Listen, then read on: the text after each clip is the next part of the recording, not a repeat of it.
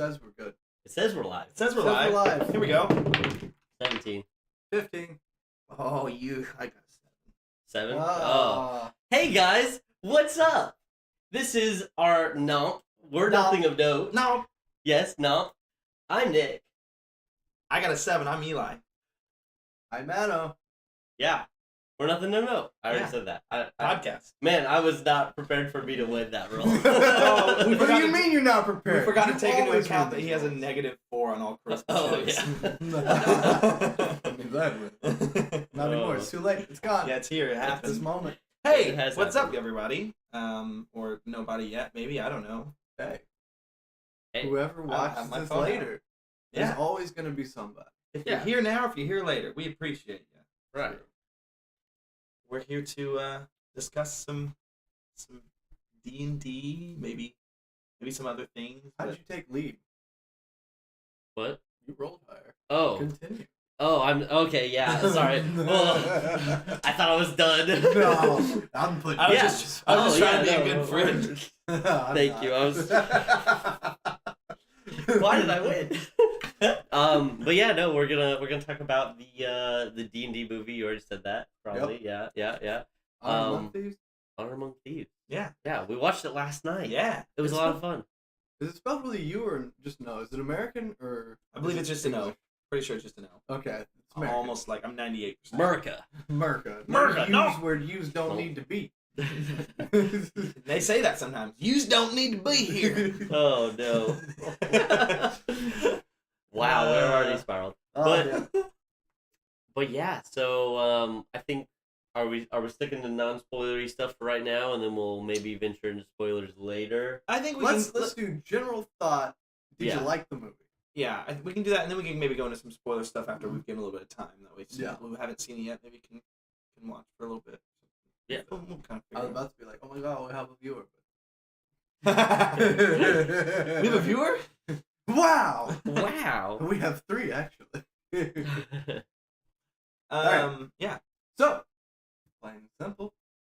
What did you think of the movie? it's fantastic. Fantastic. I really enjoyed it. Exceeded expectations that were not super high, but not low. You had the highest expectations of us. Yeah, I believe had that's the true. lowest. And you had the lowest. I was in the middle. I try not to get myself too hyped up for these things. It exceeded my expectations.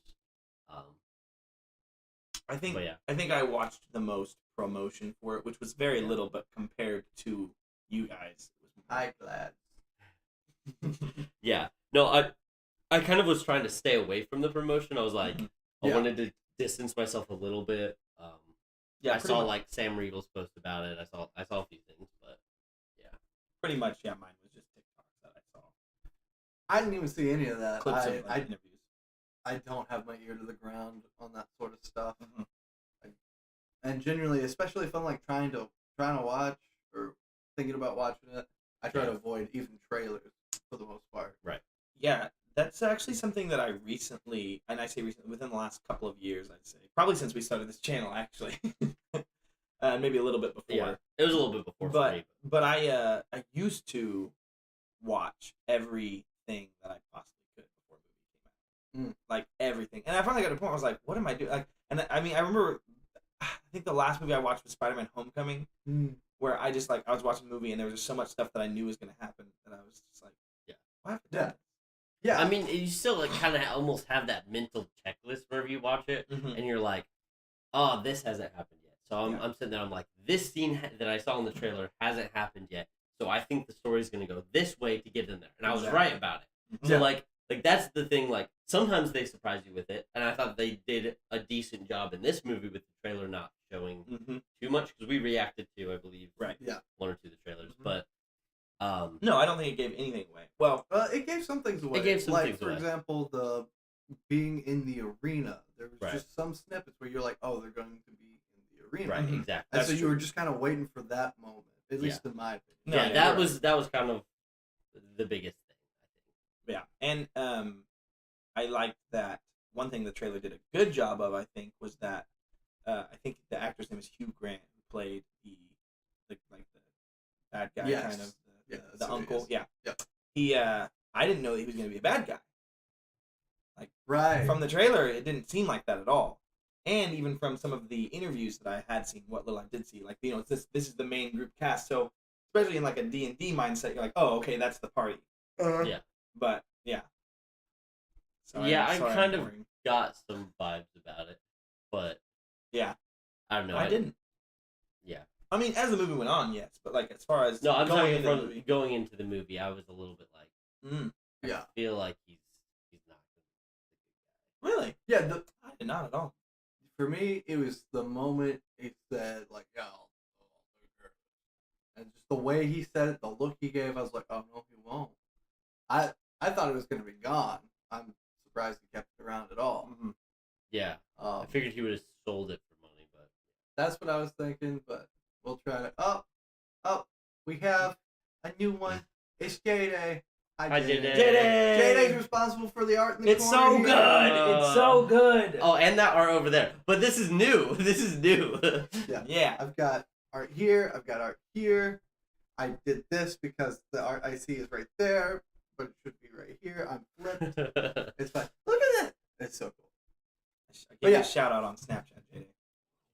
Yeah, it was a great movie. I admittedly had the lowest expectations because I was worried about it being like a lot of video game movies, where they rely on you to know the game you're going to watch the movie for, and then people who don't play that game are just totally lost.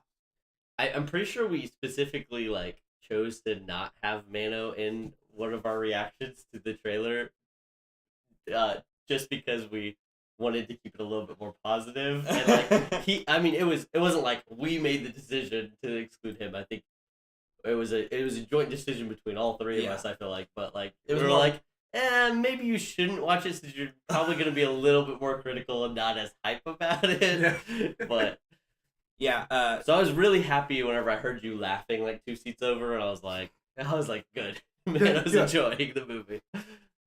Yeah, what kind of to build off what you said in one of the interviews, I just watched it a little bit ago, the Fandango interview. Chris Pine said, "This isn't about people playing D&D; it's about the characters in the world." So, like, when you sit and play D&D, and I create a rogue, it's not about it's like if that character became real life and was real in this world. And I just that was such a good approach that they took to it. I think it made it such a good movie where you didn't know D&D at all. It's still a fantastic movie. So to comment on that, Jay just said they were calling out every spell. What spell did you see that you were just like, boom, that's it? I mean, there was a lot of them. Reverse gravity, I was like, sweet, reverse gravity. But is it prestidigitation that does the smells and that all was that one other that stuff? I think That's one I thought immediately. I was like, oh yeah. Kind of not exactly that, but on that, it was, for me, in the trailer, you do see that brief scene where she comes up through the portal into the trailer. And I remember watching, I think we can go back and look, but I'm pretty sure in the trailer I said, oh, Dimension Door. Right. And I was very happy that it wasn't, that they made a new item that I want to put in a D&D campaign. Yeah, I was going to talk about that in a second because we were talking about spells, but like the fact that they had homebrew in the movie. Right. And like it felt like it still feels really good, and you're like, they put something homebrew in here, and it's awesome, and it pays off to the story because that's what Dungeon Masters do. Yeah. It also felt like you mentioned this. You said it felt you could feel the DM as a character. Yes. And that moment where with the homebrew item of, oh no, our passage got trapped. Oh, here's this item. Yeah. That was the DM helping them. Exactly. So it was, the way I described it is how like into the backstories they got, how much they described backstories when they had those flashbacks. It felt very much like a DM kind of explaining things to you. Yeah. And so I felt like even though there wasn't like a DM character and they weren't like metaing this and fourth walling this too much, it's just like I still felt like there was a DM present.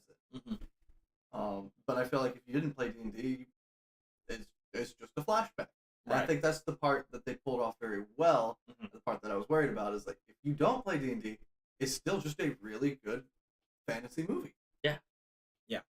Yeah, that was something that in the interview that who played the tiefling, the druid, she had said that it was something that just there were things that you would see that you really appreciate as a D&D player, but that you didn't have to enjoy the movie. Right, exactly. And it's exactly true. Yeah, one of the things I mentioned on that was there's a specific scene where people are running around trying to get loot, and you see all these chests, and any D&D player, I think, immediately thinks, "Where's the mimic? Yeah, where's the thing about to attack you for going in there?" And it's like when it showed up, anyone D&D was like, "Yes, we see it. It almost looked exactly like the art in the book, like just great." If you weren't a D&D fan, I don't think you'd sit there and be like, "Oh god, another monster." Yeah. They'd be like, "Oh crap, those are there?" Yeah. What? You can't trust any of the chests? I just had, like, this just hit me. Maybe this is dumb. Maybe I'm totally wrong. But, like, I just had the thought of you talking about the DM being present. And that made me, when you said that, specifically I was thinking of Chris Pine's character when he's telling his story.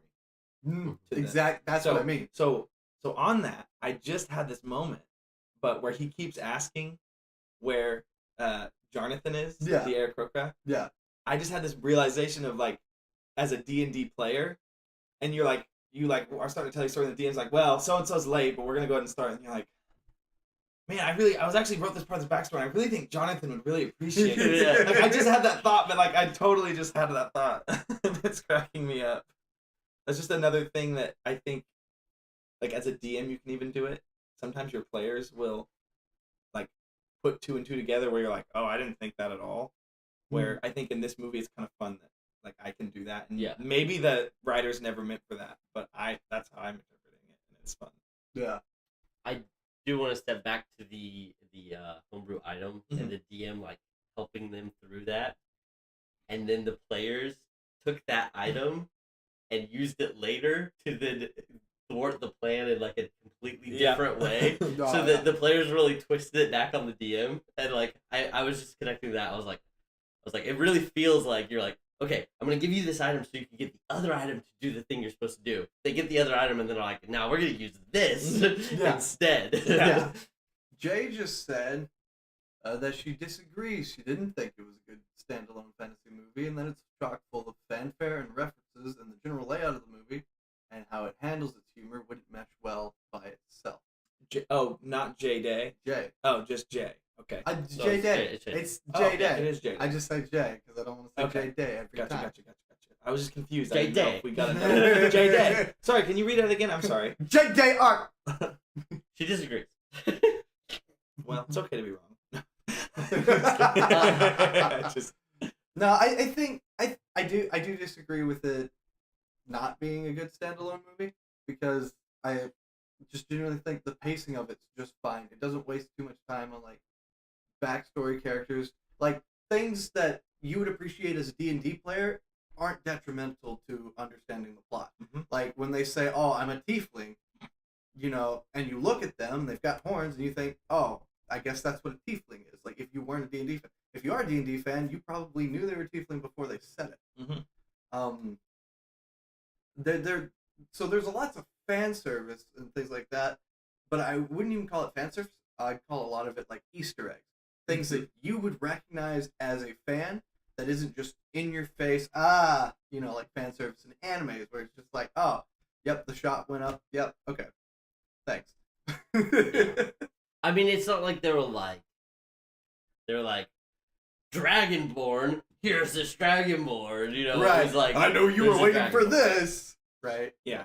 Well, yeah, and that was the best part too, is that you didn't need that. You don't need that. Exactly. I don't think you needed prior knowledge of D&D to watch this movie and enjoy it. Is what I mean by it being a good standalone movie. I can think of one specific moment to make my argument against that, because I like saying that I also disagree. Sure. Is that in the movie theater, we actually both, me and you were sitting next to each other, we looked over at each other, and we were talking about Chris Pine's character and his, like, we just had like this very miniature like acknowledge of like that was such a great plot point with the with his character and his growth, and when it goes to that quick flashback of his wife, and they're under the covers, and there's the dragonfly. Yeah.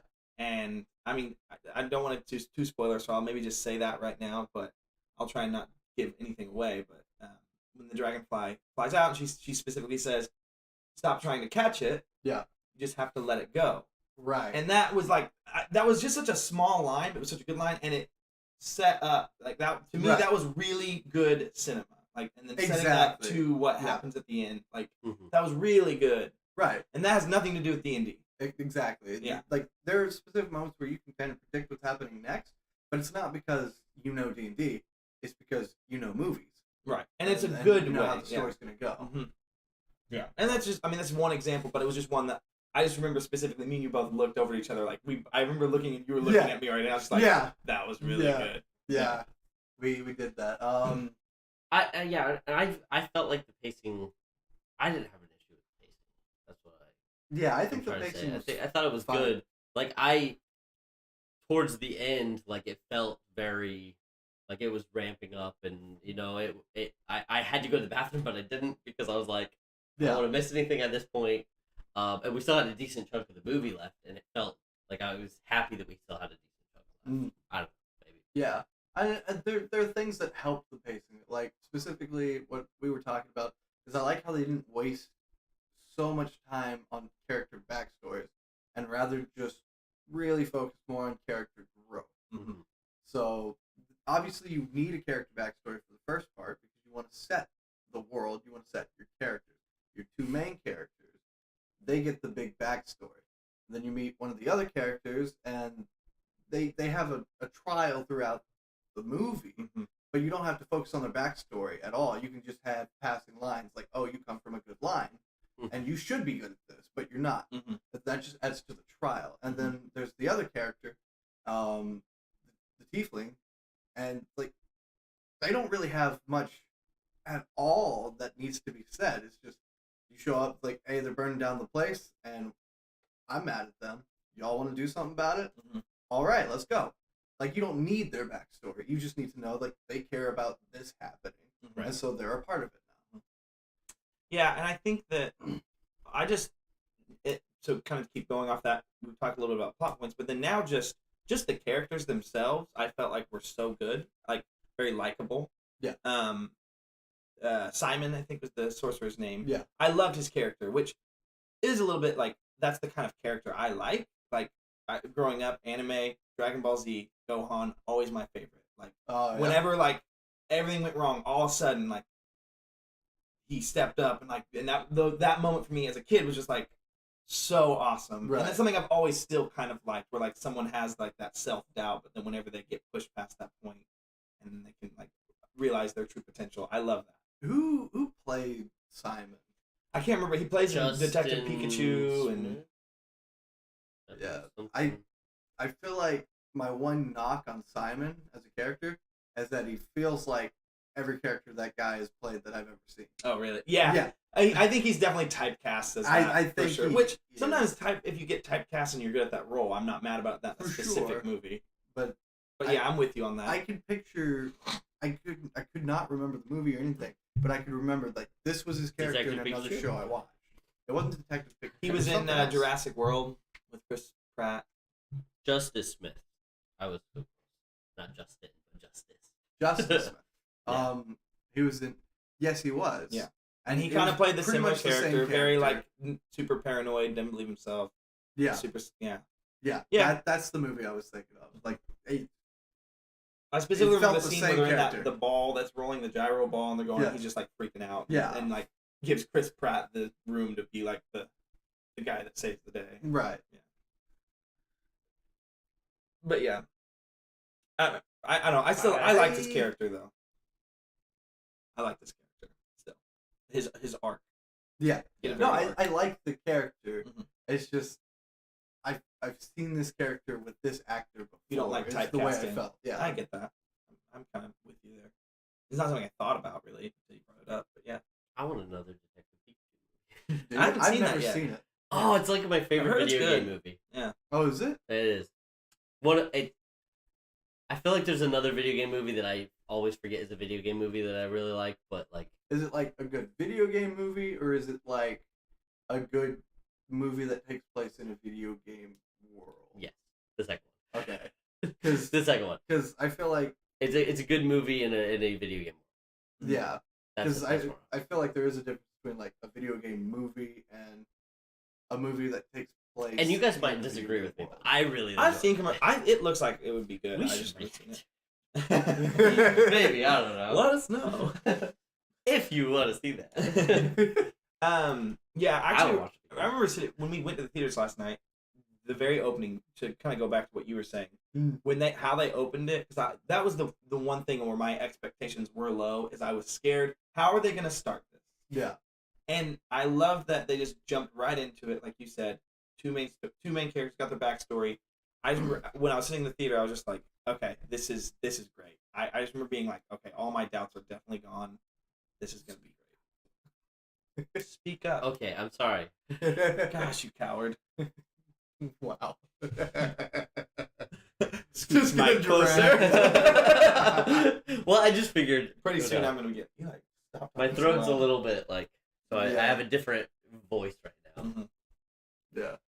I had some more notes. I was gonna look at some other things here. Yeah. Brain work. Like even in that moment where like we're getting the backstory, it's not like say like in The Mandalorian when you get a backstory, like there's a significant moment that's happening and then it's just backstory. Mm-hmm. Right. Like a piece of armor getting forged, I think was typically like the moment that a backstory happened in The Mandalorian. Mm-hmm. So you saw the armor getting forged and you're like, oh, I guess this is a new backstory. Mm-hmm. About to get something new. And then it just goes through it. Whereas in this one, you have this moment where the backstory is being told to the council. Right. And you have these moments it's where like he drops dual out working of it. Itself. Yeah, exactly. Yeah, it's so serving it's two purposes. Still a part of the film. It's not like totally out of this thing, and that's what really helps it. I think feel fun and exciting. And then the moment he does his little thing, and it's just like, but we accepted your your part. That's a great non-D&D thing. Like just if like that were just a movie, that's just I would think that's comedic hilarious. funny. Yeah, exactly. But also if you're a D&D player, your brain automatically auto-completes that moment of, oh, went through with the plan but actually succeeded and didn't have to do that. Just ruined things like always. Yeah. But I've been there as a DM where you're like it's one of those things that like a DM wouldn't say to you right in that moment, but after like the session they'd be like, oh, by the way, you didn't have to do all that. You succeeded on that. You succeeded, by the way, so good job. Thanks a lot. Thanks for making me improvise I had yet this again. easy for you, and okay. Something else that I wanted to talk about in the movie, just things that I would look at as what makes a good movie. A good movie. Talk about plot and some different things, but characters, action sequences were so good. The action sequences were so good in the movie. Like the things with like the sword that turns into the dagger, like and the portal, the how they filmed that, like that was awesome. That was so awesome to watch. And the crazy thing is that there wasn't a ton of action, right? But when it happened, it was pulled off well. But you didn't need. Right. I didn't feel like the movie absolutely needed all that action, which I mean, maybe some people do, but. It was just it's kind of like a D&D game. A lot of, for at least for us, a lot of the fun is the in-between moments of the combat that make the combat make more sense and is more fun and more engaging. Mm-hmm. So it really did feel like that. Yeah. It was something I was going in, I guess maybe I should have, but I didn't expect to see a lot of stuff like that. There was just certain things that, like, it was just good moment. Like, if I have a moment in a movie where I go, oh, that's great. And that's something I did whenever he was fighting and he has the sword and it, like, shoots out. And I just remember audibly being like, whoa. That's so cool. That's so cool. I mean, I was just sitting there like, it's just confirming my favorite class. Like, I love paladins. I'm so happy about this. The actor who played Zank, I think was his name. The paladin's name, but... something with a Z. Yeah, the actor who played him said that it was it was one of the hardest characters he's played. He said I never once I played D&D, and he was like it was more like playing an NPC in a D&D game than it was. He said it was very hard to play that character, and I was like that makes sense because no one ever I just say no one ever let us know you do, but paladins a lot of times people pick a paladin and then it's like I'm sure it is hard to play like a true paladin. We've had For this sure, conversation. yeah. But like to be the guy that's like, hey, don't beat up that homeless guy, and then the chaotic, like the other rest of the party that's all like chaotic good or chaotic, just like, why? And then you're like, I have to be the dad all the time. Yeah, but you never want to take it to the next level. Because, like, I feel like a true paladin, if you're playing one and you're really trying to play a paladin and they go and do stuff like that, the immediate thing you should do is block. You know, Right. do something, put yourself physically involved with this, but no one takes that step. Because I think everyone does a little bit of metagaming. It's like, I can't, offend the group and get kicked out. Even if it's like a group of friends, it's not like you'd be kicked out of, like, oh, we just all met on Craigslist and want to play D&D. Yeah. Where it's like, oh, you have a real chance of just being booted from the group. But even like a group of friends, there is a bit of this like little bit of metagaming that happens where you're like, I have to stick with the party. Right. And so I think a lot of people not only don't play true paladins because they just don't want to escalate things the way it should escalate if you are really playing the character. And then the other thing is, a lot of them don't like playing just religious characters at all. Right. And paladins, clerics, and things like that should be fairly religious characters. But you see a lot of these characters end up like Pike in like Critical Role, where it's like, I'm just kind of like, I do what I want.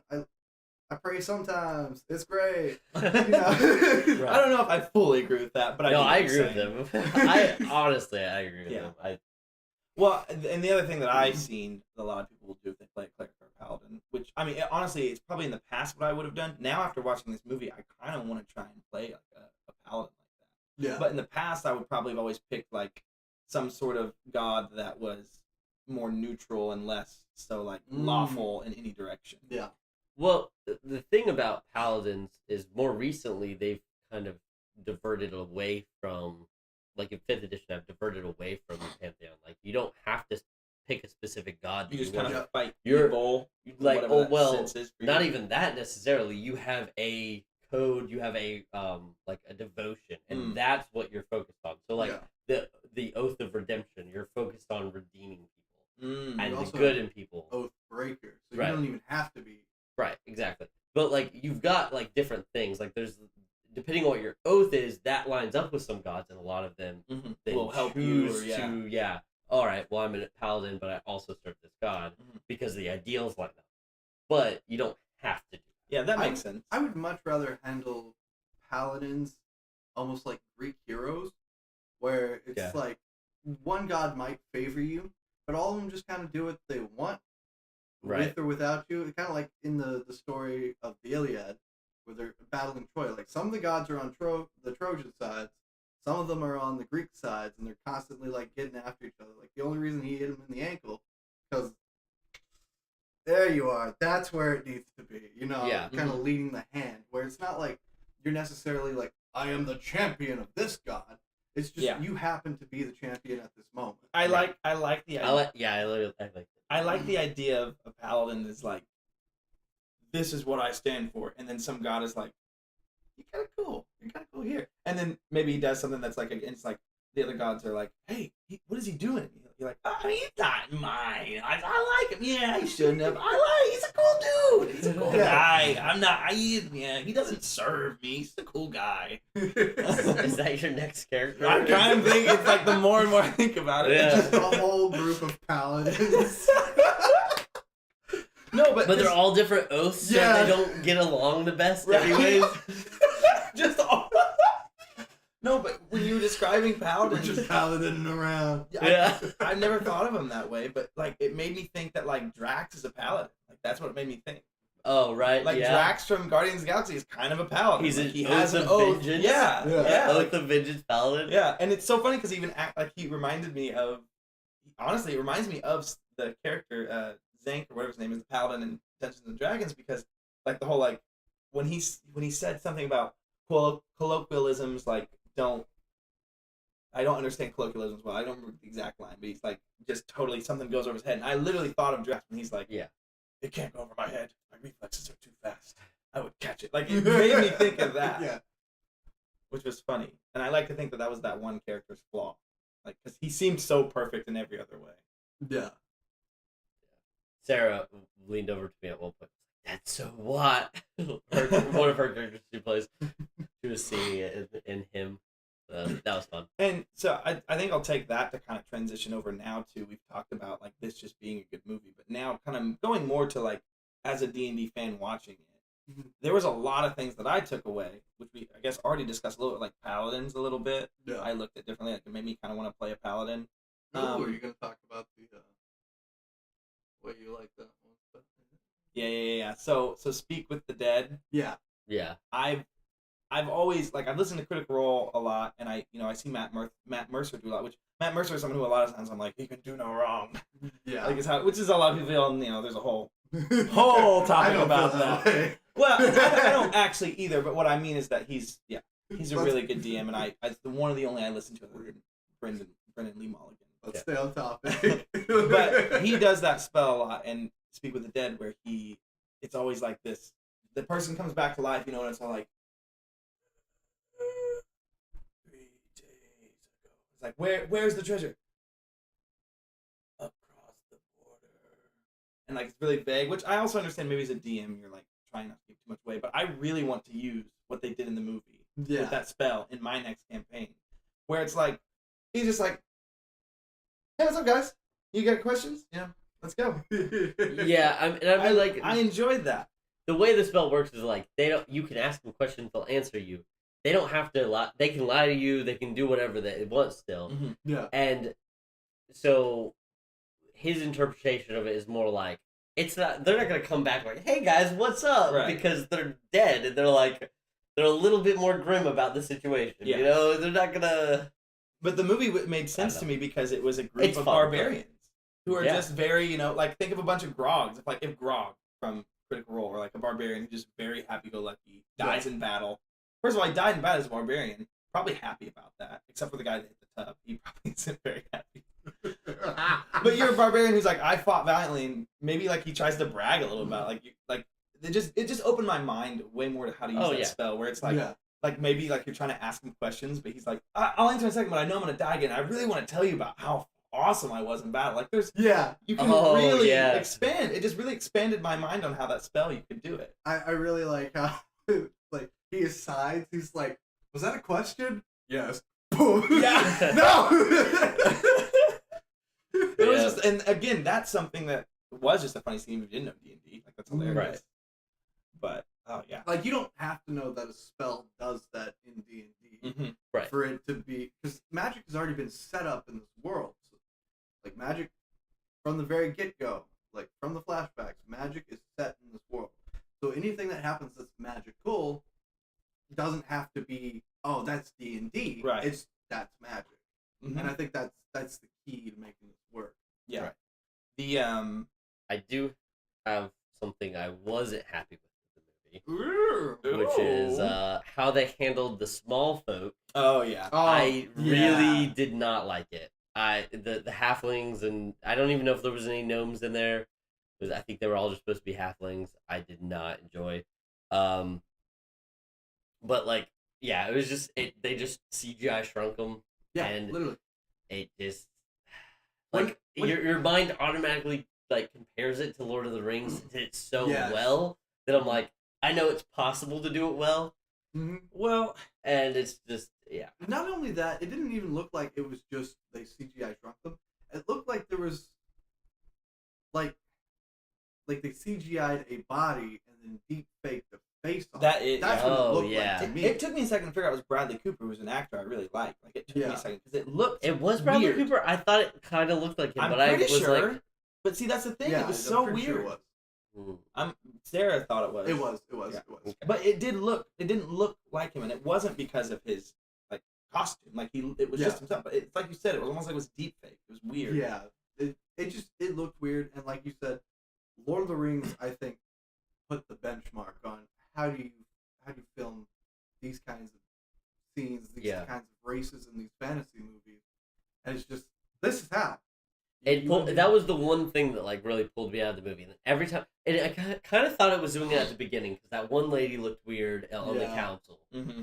and then later in it, whenever they kept, I'm like, man, not doing it good. And the thing is, like, Yeah, I remember you mentioned it, like, when we got out of the theater. Like, that was one thing I didn't really like, which, didn't expound on a lot. And I was kind of like, oh, it wasn't that bad.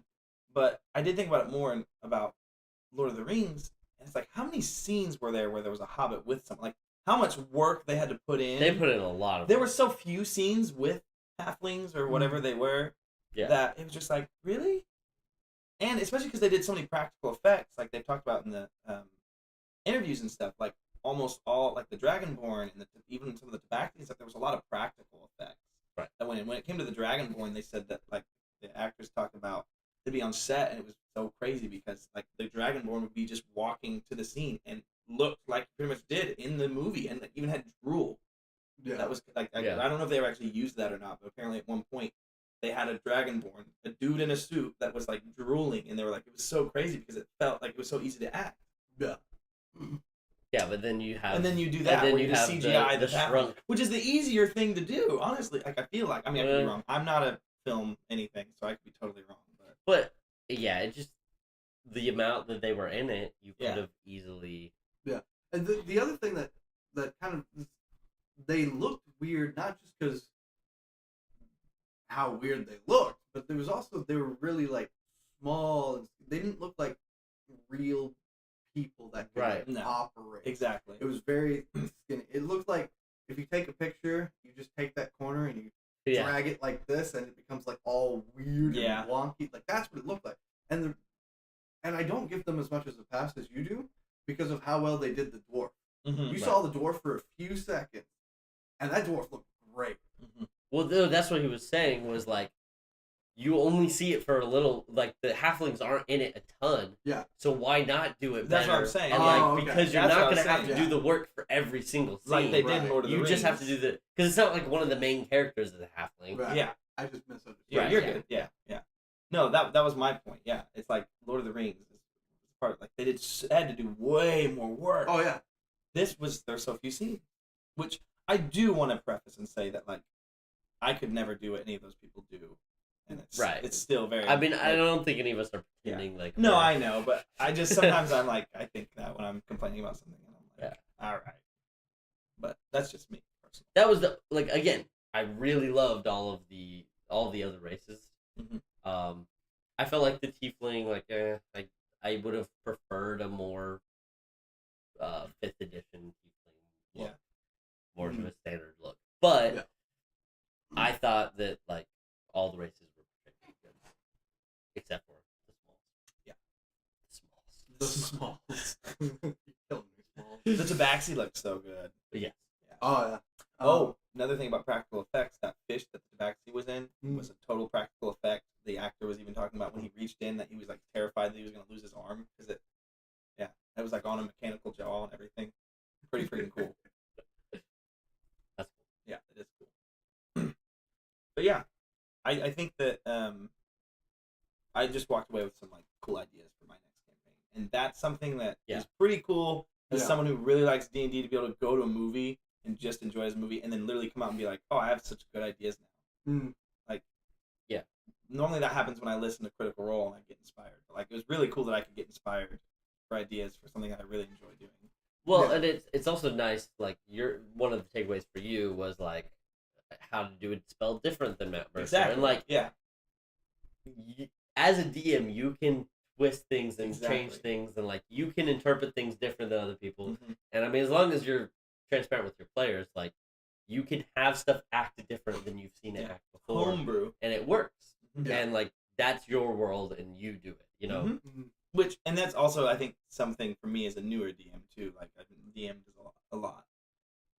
That I'm like, I really want to, like, branch out a lot more from just the things that I've heard. Yeah. I just have such a good DM right now, you know. I just why change it? Who? I couldn't see you pointing. Yeah, no, it's right here. There you go. Oh, no, yeah. Oh, him. Oh, right in the face. Just fingers in the face. I just noticed that. But yeah. Yeah, no, again, I'd like to back on that. I was easily going to be the most negative person about this movie. Right. I was the most prepared to go in and come out and be like, eh. Or even be like oh, did you enjoy the movie? Yeah, it was great. Yeah. Like I fully expected to kind of have to do that. Right. But no, it was just a really good movie, so not much negative to say about it too much. Yeah. Do you guys think there's potential for some sort of sequel? Absolutely. I mean, like, I don't necessarily know about a sequel as in a continuation of these characters of this story. Mm-hmm. Honestly, I prefer not to. I think that's my preference, is to like have another D&D movie set in the same world. You could still have cameos with these characters. You can still have connections to these characters, but like give us a new party, you know. Mm-hmm. But yeah, you wouldn't do another campaign with the same characters.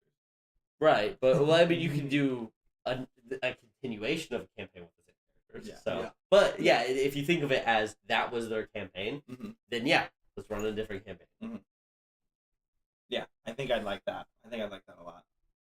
Especially if they like had cameos of the characters from the first movie, where like I've seen people do with campaigns, where you're like, right, that you have like that nod at your past campaign. But yeah, I want to play D&D. That's what I really want to do right now. I'll be honest. Yeah, I know. I really want to play D&D, but sometimes my DM like just takes forever. Oh yeah, I that's really a like good what Sarah idea. said. Yeah. What's that?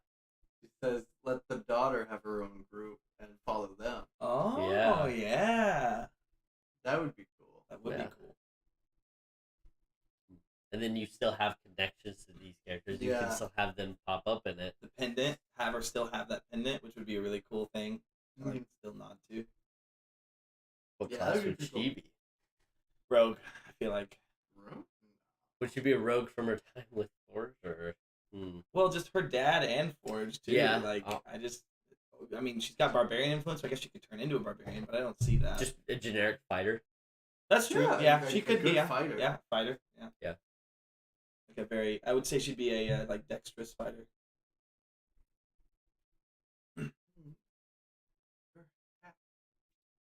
Maybe they have Simon and the Tiefling have a kid, and that kid's in the party. Oh right. Yeah. Which would also be a Tiefling, probably. Going bored to next generations almost. Yeah. Everyone's. I see. Yeah, I mean, we need a monk next time. Yeah. We need a. Ooh. What That else would do we be need? cool to see a monk. A warlock. Yeah, man. I thought we had one. Did we? I thought Sofino No, was. she was a red wizard. she was a red wizard. I know, but she spoke to the. It seemed very patron-esque. Yeah, I mean that's true. But Yeah. They called her a wizard, I guess. I mean, she's definitely a red wizard. right, part of She's that part of that organization. cult. Yeah. Yeah. But to be a red wizard, you have to really. But I So want that's what I I want was a saying. warlock as a good guy. As part of the Who team. has a patron that's a little bit Yeah. complicated. Yeah. See, man, I want them to make another movie now because now I'm thinking about all the other classes that I want to see live action. Yeah. Yeah, you have like cleric, monk, warlock. A real bard. I think we could definitely see a gunslinger, but that's probably something we wouldn't do because it's more of a critical role. Well, I mean, there's lots of D&D stuff that has that, but like I think it's part this specific world, like the Sword Coast and everything. Yeah. Right. So, I was just thinking of like the blimp and stuff. But I like, speaking of like just random things, like if you're a D&D fan that you notice, or maybe if you're not even a D&D fan, maybe if you're just a fan of video games, like the mentions of Baldur's Gate, Neverwinter, and things like that. Things that I've always known were like D&D based. The Baldur's Gate games, Neverwinter Nights was a game. There's another one. There's a Neverwinter game, I think, MMO. Yeah, I think that's Neverwinter Nights. Oh, okay. that's so the guy who played Simon actually talked about that. Yeah. He never played D&D as much, Mm. but he was big into a lot of the games that Wizards of the Coast like they mentioned Waterdeep. Yeah, Lords of Waterdeep is yeah. an awesome board game, even if you don't like D&D. Yeah. And then there's one other game I'm thinking of. They didn't mention it. Champions of Norath was another game that was like that, where it was basically like 3.5 in video game form. Yeah. And that would be another Knights thing. of the Republic. Sorry. Is this movie is more like, I guess, 3.5 phase? Yeah. The director is a 3.5 player. Oh, really? Yeah. Oh, right. Yeah, Joe Manganiello. Yeah. And like the druid turning into an owlbear. Right. 3.5. Like there's a lot of other stuff. It's kind of nods to that. I actually don't know all the details of that. Yeah, I don't know any 3.5 rules. 3.5 is the one I played originally, but 3.5 is a lot of like sit down and listen to the DM. At least in my group, it was sit down, DM tells you stuff. What do you want to do? Okay, I want to do this. Cool, awesome. Roll, cool. All right, this happens. All right, combat. And it's a lot of combat. Yeah, I'm just a little theater nerd, and that's what D&D filled a hole in my life. So that's where I enjoy just 5e and getting to role play more than anything. Yeah. But I also can see the appeal. Like, I mean, I think there could be times where I would be in a mood where that'd be fun. If anything, I feel like our group is almost more going in the direction of like, maybe we get a system that's less, like even less restrictive on that stuff, and we can explore it a little bit more as a collective storytelling experience. You know, but I do want to try out some more systems. I do too. That is another thing. Yeah. I think that'd be fun. It's something that I hadn't thought of for a while, but like I went from a closeted D&D player to now I'm like now that I'm out of the closet. We're gonna clip that. No, I want to try like a lot of different stuff. Yeah, I even like. The clip's still going. The clip's still going. We're gonna make this like a short. It's gonna be great. I don't care like if it's a big popular system or something that is new that not a lot of people have heard of. Yeah, I'm just tagging on at this point. Oh, I'm definitely making something out of this. Inspiration has struck. Something we all need to do that would be fun is go to an improv bar sometime, and because I feel like that really put us out of our comfort zones. But I think it could be so fun. Okay. At the camera, not at me. Sorry. Don't look at him. Look at me. No, is that something you ever think? I know that this is kind of changing topics for a second. Oh yeah. But hey, it's on the topic of role playing in D&D? Like, I want to you ever think that you would do? I want to LARP. Yeah. I don't know about improv. Like, I'd try it, but I'd get too much in my head probably. Yeah. I mean, did you see the intro to this video?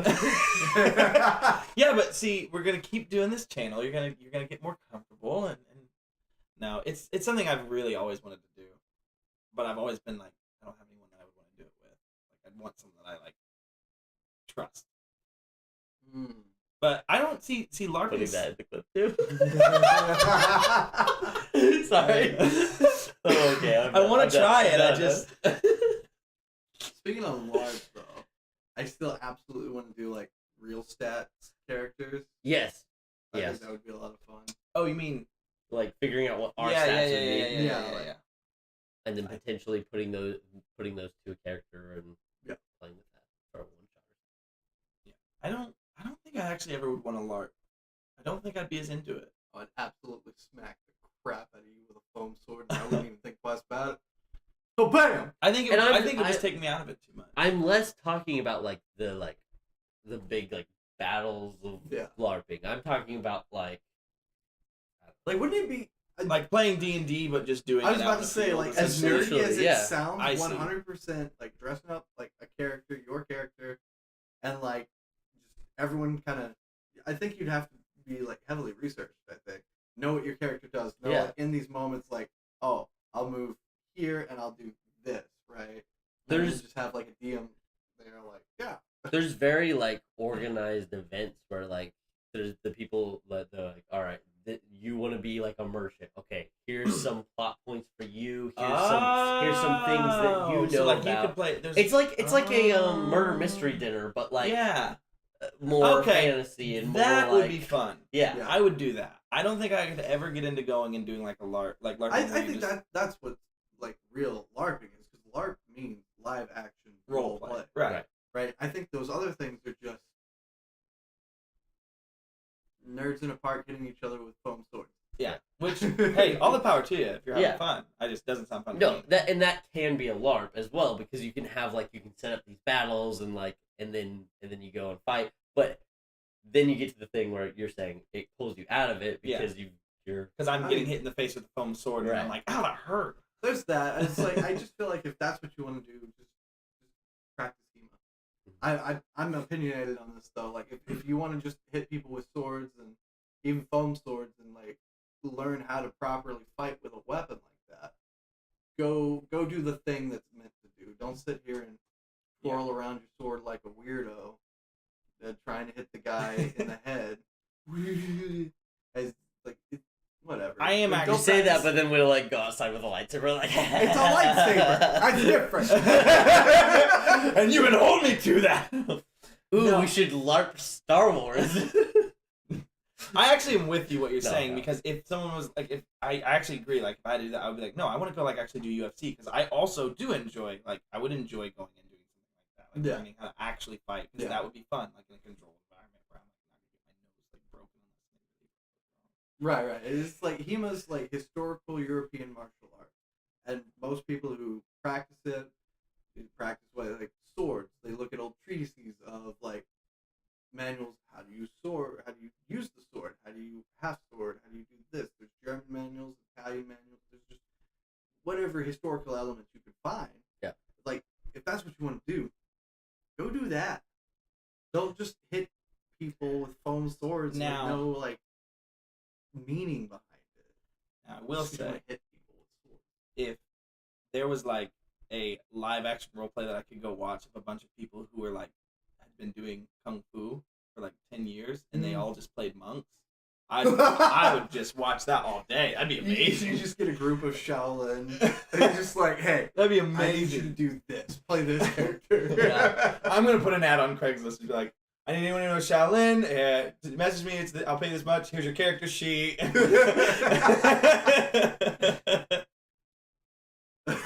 I would pay to watch that. Yeah. But because it wouldn't just be some guy twirling his sword around, and it would actually look cool. I would almost pay to do that with like some sort of like Avatar, Last Airbender kind of thing. It's like, okay, so you should use this style, so you look more firebendy. You should use this style, and just have them. Dude, I remember as a kid we used to do like we used to know how to do the when Aang and Zuko learned from the dragons the actual fire dance. The dragon dance. We used to do that, me and my buddy, on the trampoline. Like we would do it, and it was really good time. Well, if you haven't caught on, we're nerds. We're just big nerds. Hey, we're nothing of note. We're nerds. We are nothing of note. NONP. Nope. You okay, Bob? Oh, why are you hiding? Yeah, why are you hiding? It's just yes and. And what? Oh, no. And what? Andor. Oh no, we're spiraling. Nope. There it goes. It was time to get off that topic anyways. We've been an hour. Yeah. All right, so. Oh, we got some questions. I've got some questions. All right, yeah, this is a good way to. Yeah. It's funny because I don't have the chat open, so I just see you point at the screen. No worries. Okay. They said no. I mean, I got it. Okay. Okay. We're just gonna read through these questions. If we don't want to answer them, we don't want to answer them. All right. Okay. I have the first question. What order do you get? Sorry. What is blah, blah, blah? What is that? Blah, blah, blah. You don't know what that is? I usually spell it. Yeah. Yes. And. No, I was, but I just decided not to do it. In what order do you get dressed when you get out of the shower? step out of the shower, you dry it off. What's going on first? Socks, shirt, pants, underwear. Socks first. I'm joking. Did Oh. you hear? I said socks, shirt, pants, and then underwear. We stopped at socks. Yeah, I stopped at socks. I was like, socks. No, I actually first? do a lot of times put my socks on first. It's very weird. That is And I know that it's weird. I put on my shirt first. Like I'll just My feet are always cold. You and so I Donald just- Duck it for a little bit? I Donald Duck it Yeah. just Yeah. real quick. Yeah. I do a Just a variety. Just whatever whatever, that day whatever brings. it feels like. You Yeah. just yes and it. Yeah. Yeah, you just improv I mean- the crap out of it. If You'd be great. if I'm like I don't want like stuff to stick to my feet, and I'm like I'm gonna get my socks on real fast, so I get my socks on. Yeah. Most of the time though, it's either underwear or shirt, just depending on. He just walks in How naked so? at an improv bar. With only socks on? Yeah. Putting his clothes on weird. I actually have walked around my house before in nothing but socks because my feet get cold.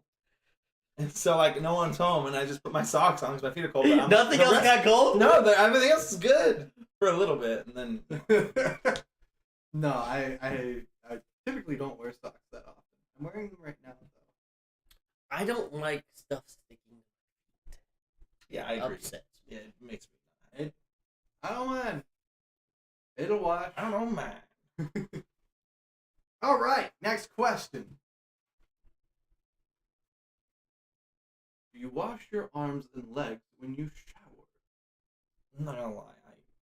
I caught wind of this one question before this, and I didn't even know that people didn't do that. Like what? I washed my arms and thighs. Yeah, I could literally go through my whole motion right now. It's I kind of want you to do it. armpit, arm, chest, body, back, rear, front, top of thigh, and that's it. I'd never go all the way down unless it's one of those days where I'm like, okay, I need to wash my feet. I don't care. I'm saying it. You watch butt crack though, right? I said back in or Oh, rear. okay. Something. Well, I said something like we that. can say butt crack. No one was arguing with you saying butt crack. I was just clarifying. Okay. I literally know people. No who one are was like, arguing. You wash your butt crack, and so it really freaked me out. This has been a recent thing too. I didn't know how to respond. I was just like, Yeah, I don't typically wash my legs. Like the moment I hit about mid thigh, I'm like, all right, that's good. I'm fine. I wash my legs, but when I say I wash them, it's like I have a what's it called? It's not a scrunchie. What's it called? A loofah.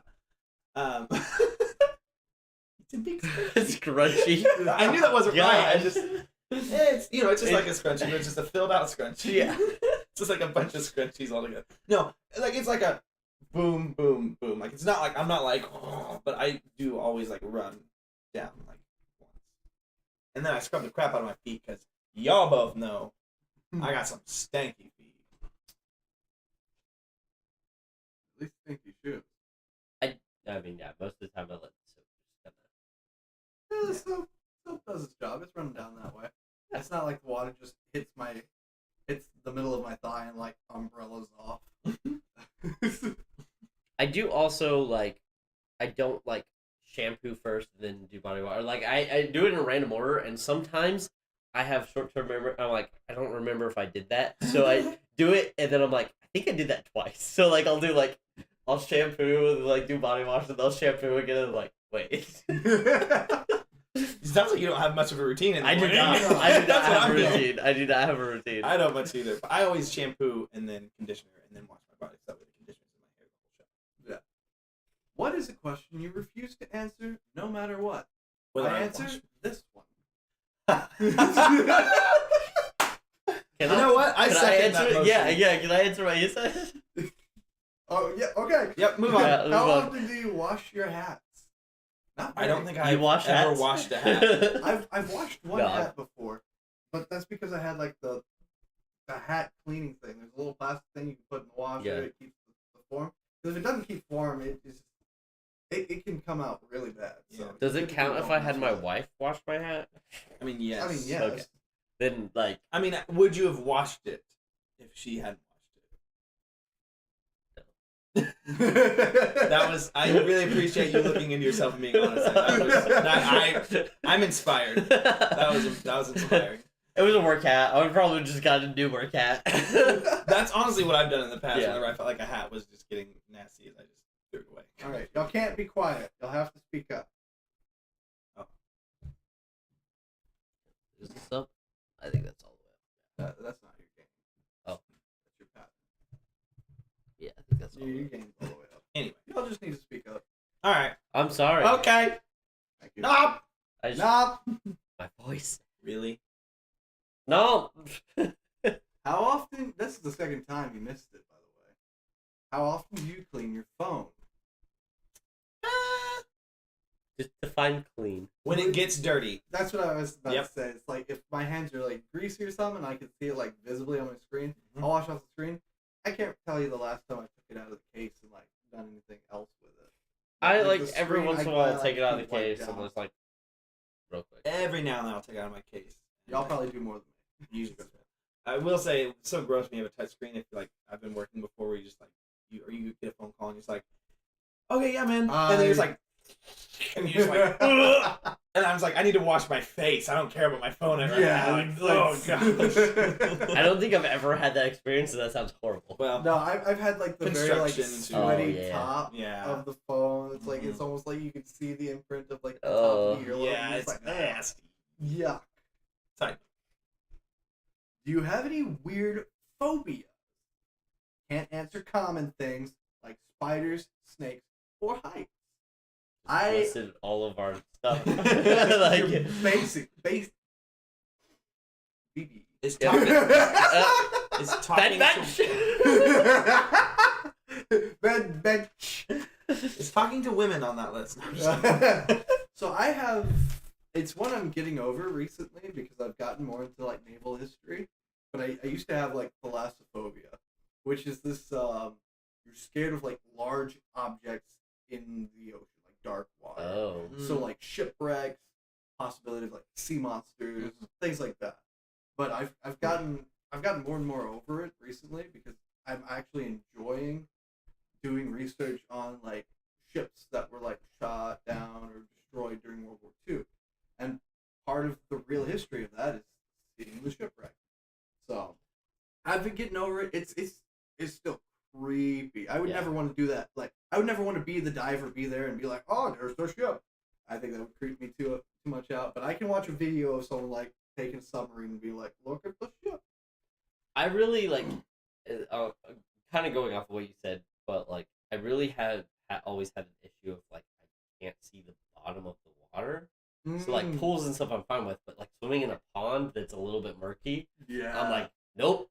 what if there's an don't wanna- alligator in there? Yeah, it's like, Yeah. well, and like, you know, irrational things, like places like where I'm like, I know there's nothing that's like that bad, and I know that like there's a lot of other people in the water, and like, I don't know, it's just like, Yeah.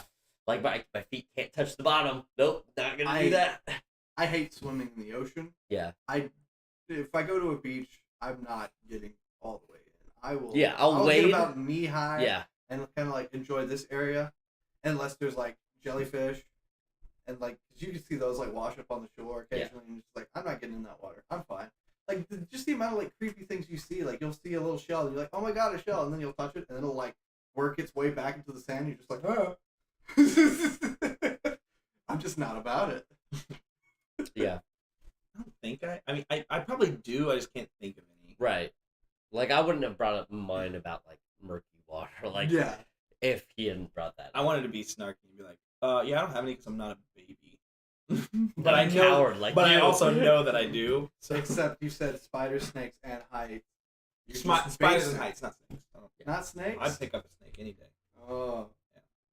But that's just something. I'm more. Well, Today on, put your money where your mouth is. Just throw the bucket of snakes.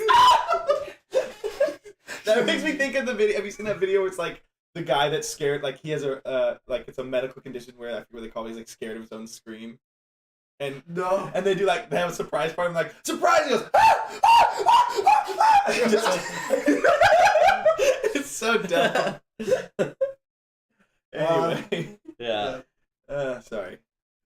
So there's not like any like Someone existential called you out fear. for spiders in the chat. Oh yeah. No, I mean, I guess one thing I can think of is that like I've swam in ponds before, and I've always been like, a little bit whatever. But watching people walk through swamps, like knee-high swamps, and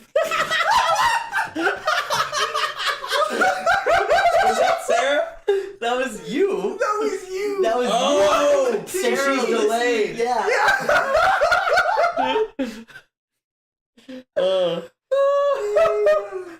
Eli, you've been those- dared to tell a story about spiders. It looks like.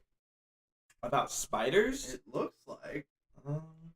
Yeah. I mean, I can hear us laughing now. Yeah. Good. I can tell you what is kind of a contradicting story about how I have a fear of spiders that doesn't make sense. But I do remember one time when I was a kid. This is really weird, but it's the only way I can think of.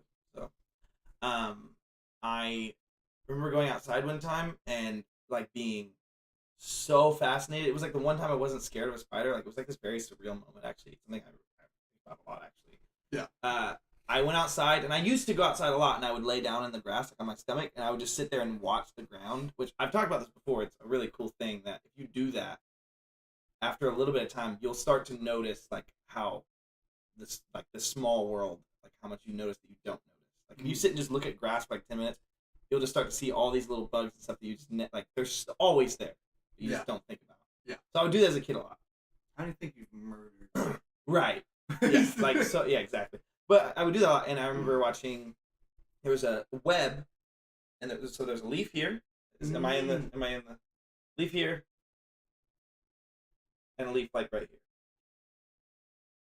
No, you were fine. Oh, okay, I just wanted you to look at the camera. So because it looked kind of weird. 'Cause you're like doing this to the camera, but gotcha. looking up at me. So anyway, there was a leaf here, and but I remember there was like a little bug, and the leaf went like that, and a spider came out, grabbed the bug, put it in the web, and went back in before the leaf came back down. Like it was like, oh, trap. and I was spider. like, yeah, exactly. And I read about them, and I was kind of scared of them, but I saw it, and it was the most fascinating thing.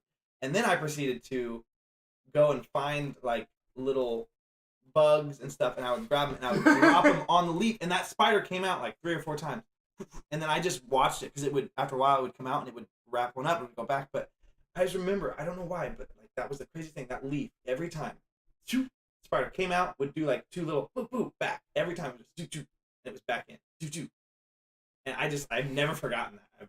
But I was out there for like an hour and a half, and I remember my mom being like, "Where have you been?" Over here. I've heard it might have something to do. Does tarantulas jog your memory? Maybe a little nickname, like a Spiderman. Yeah. Spooderman. Who's saying that? Is that Delinda? That is Delinda. I don't know. I should have thought of this one. I see now why I was being prompted. Yeah. Nicholas and his wife, wonderful, beautiful, lovely wife Sarah. Her parents. Was this at Trevor and? Was this at your wedding? No, Is it Trevor and Destiny's? Yeah, it was my cousin. Yeah, so his cousin's wedding, which same place that you got married, same location, was your in-laws' house. They have a really nice property. And I was in his cousin's wedding as well, and I was at the rehearsal, and apparently I'd already been told like there were tarantulas out there, which I don't like spiders. I know that last, like I said, was contradicting, but generally I am terrified of spiders. I'm better than I used to be at this point. Still very. And I'd never seen a tarantula either, I should say. Mm-hmm. But they told me there were tarantulas. And Sarah, Nicholas's father-in-law, I had heard like he liked the tarantulas. They took care of a lot of them, which I know is true. Like they ate a lot of pests and stuff. Yeah. And so he was very adamant about not killing them. And I just remember being like, I'd never really met him or talked to him. I was just like, I don't like that guy. I've since learned he's a nice gentleman. But I can't kill the spider. There was, so we were out at the rehearsal, and then someone's like, spider. And especially at this point in my life, I was always like, maybe it's a wedding, so you've got bridesmaids, girls are just, I'm just like trying to be, a man, whatever that means. But yeah. There's a tarantula, and someo's got a stick or something, and they're trying to like get the tarantula to go on the stick, but obviously as soon as that stick is in the tarantula, it's going the other way. Oh, okay. It's just trying to crawl away. So I'm like, oh, it's trying to crawl away. Here, let me help. So I stick my foot down at the tarantula, expecting it to do what it's always done, which is turn the other way towards what is next to it, the stick, which we're trying to get it away. It's a good plan. It made sense. But I need you to roll a nature check, please. That's a natural 1. Yeah, I rolled a natural 1 on my nature check. Decided for this reason. Nah, I like that shoe, and it went and got on my shoe, and I just remember I kicked, and so they have like, I don't want to exaggerate. I'd say it's a good. How long do you think their driveway is to the road? It's a pretty long driveway. I mean, it's. I'm bad at measuring this. I'm gonna say it was probably around a football field, maybe a little less than that, but it's a pretty long drive. Belinda, correct me if I'm wrong. But I remember watching the spider. There's a video too. We could post it maybe on YouTube if people want to see it. We could show it. But maybe the spider jumps on my shoe. I kick and I scream and turn, and I ran, and I didn't stop. I ran all the way down their driveway to the road before I stopped. And it was fast. 0.2 of a mile. Wow. Yeah. I just remember thinking at that point in my life, like, it was just like, I was the fastest I've ran in my life. Like, I was like, I think I broke a record. No one will ever know, but I think I did. So I will say, one of the interesting things about tarantulas is that even though they're like these big spiders, they're also some of the most fragile spiders. Mm-hmm. They're ground spiders, for sure. And so, like, even just going upside down, like falling off of something pretty small, that's enough to break their what is it called? Abdomen, like just the back end of them. Mm-hmm. Like, so you murdered that spider. You probably killed it. Is what I'm trying to say. Yeah.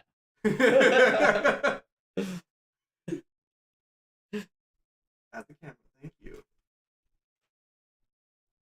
Yes, like we rehearsed.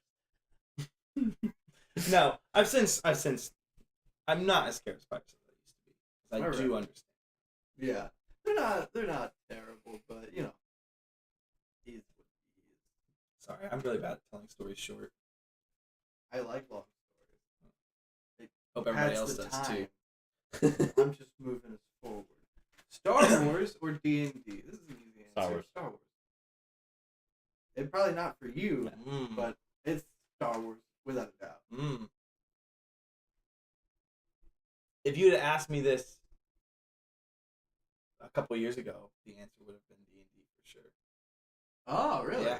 You've switched into Star Wars. Mandalorian back. Oh. But see, well, before I watched Clone Wars, I would have said D&D okay. For sure. Yeah, and you watched Clone Wars not too long before we started Nothing of Note, which is actually part of the reason that we started Nothing of Note, because you were watching Clone Wars and you called me like every other day about like, oh, I got to this episode, and we talked about it for a really long time. Yeah.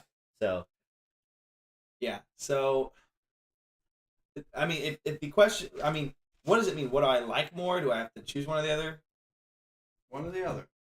Star Wars, D&D. D&D. I think it has to be D&D. So my thing about D&D is just one aspect of role play. Yeah.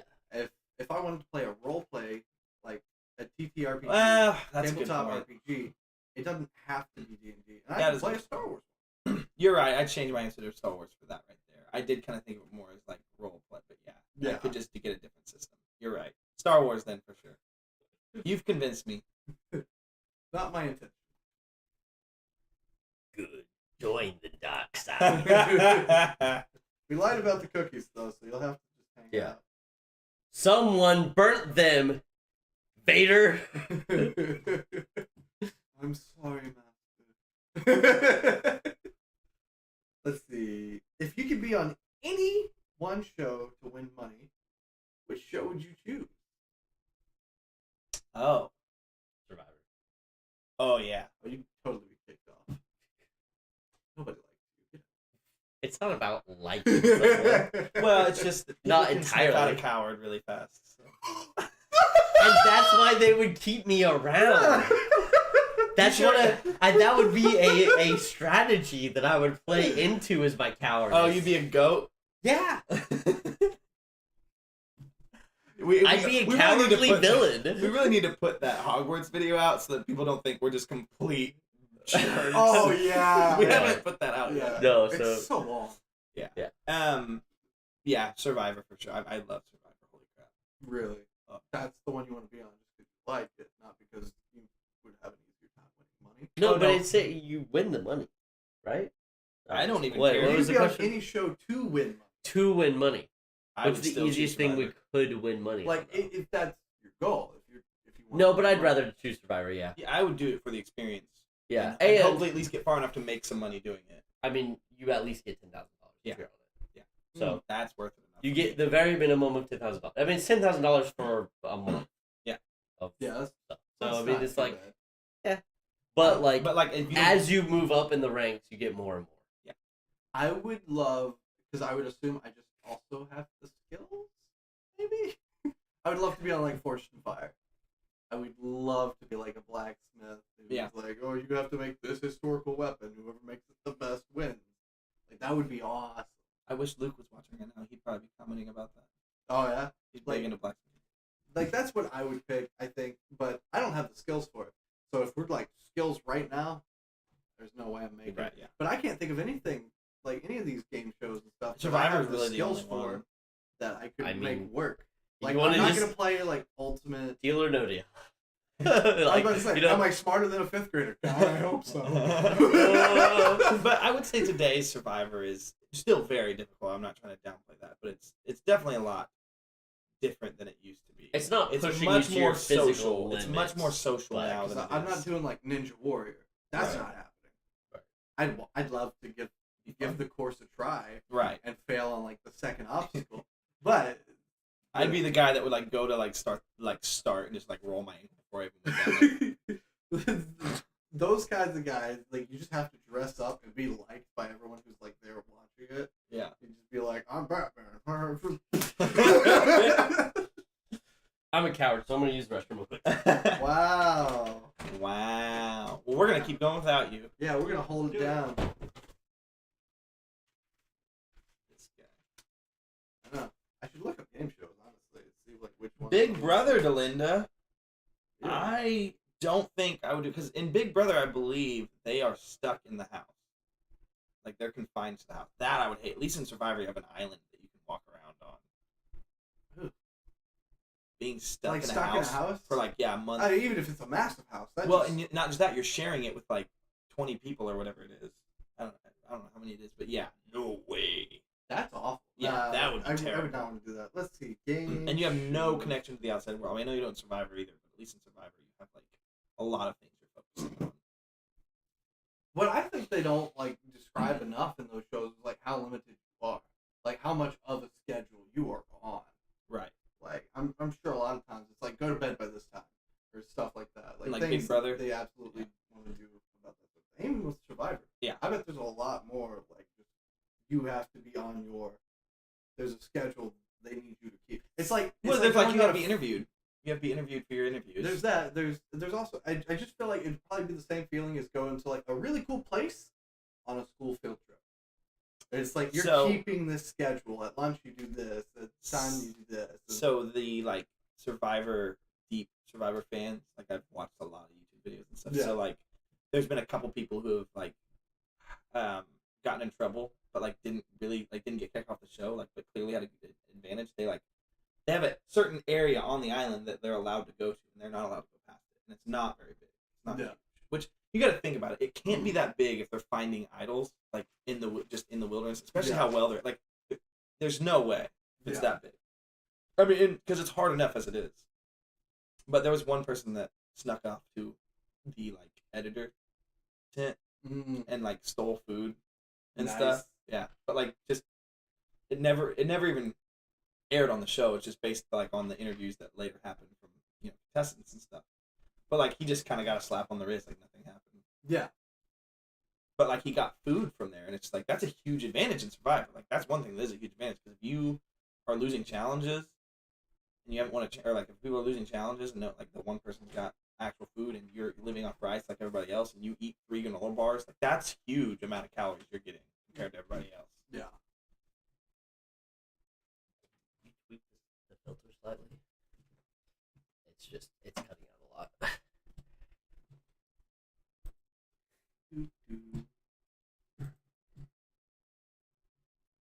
That show Nick and I watched with the traders and murdering a housemate. It's called it had Sharif from Black Panther. I think it's just called The Traders. No. Yeah, Traders. Peacock original Traders. Huh. I never heard of it. Yeah, it was pretty good.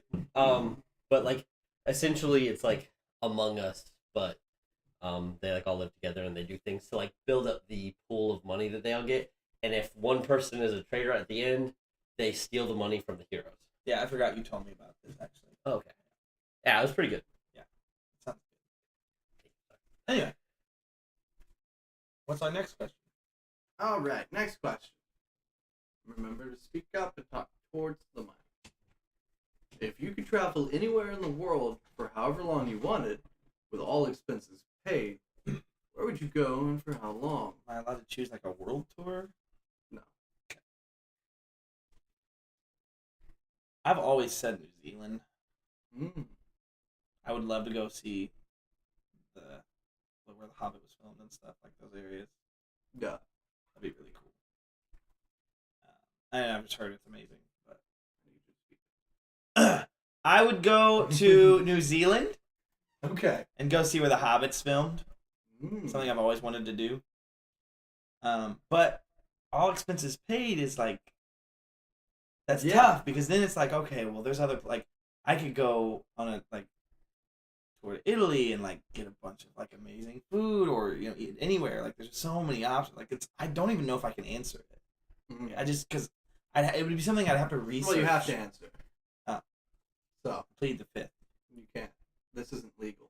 I would say one of the islands of like specifically either New Zealand or Japan, like the bigger islands like that. Do you want like a big island off the coast, or you want like a big? No, I'm specifically those two places are the places.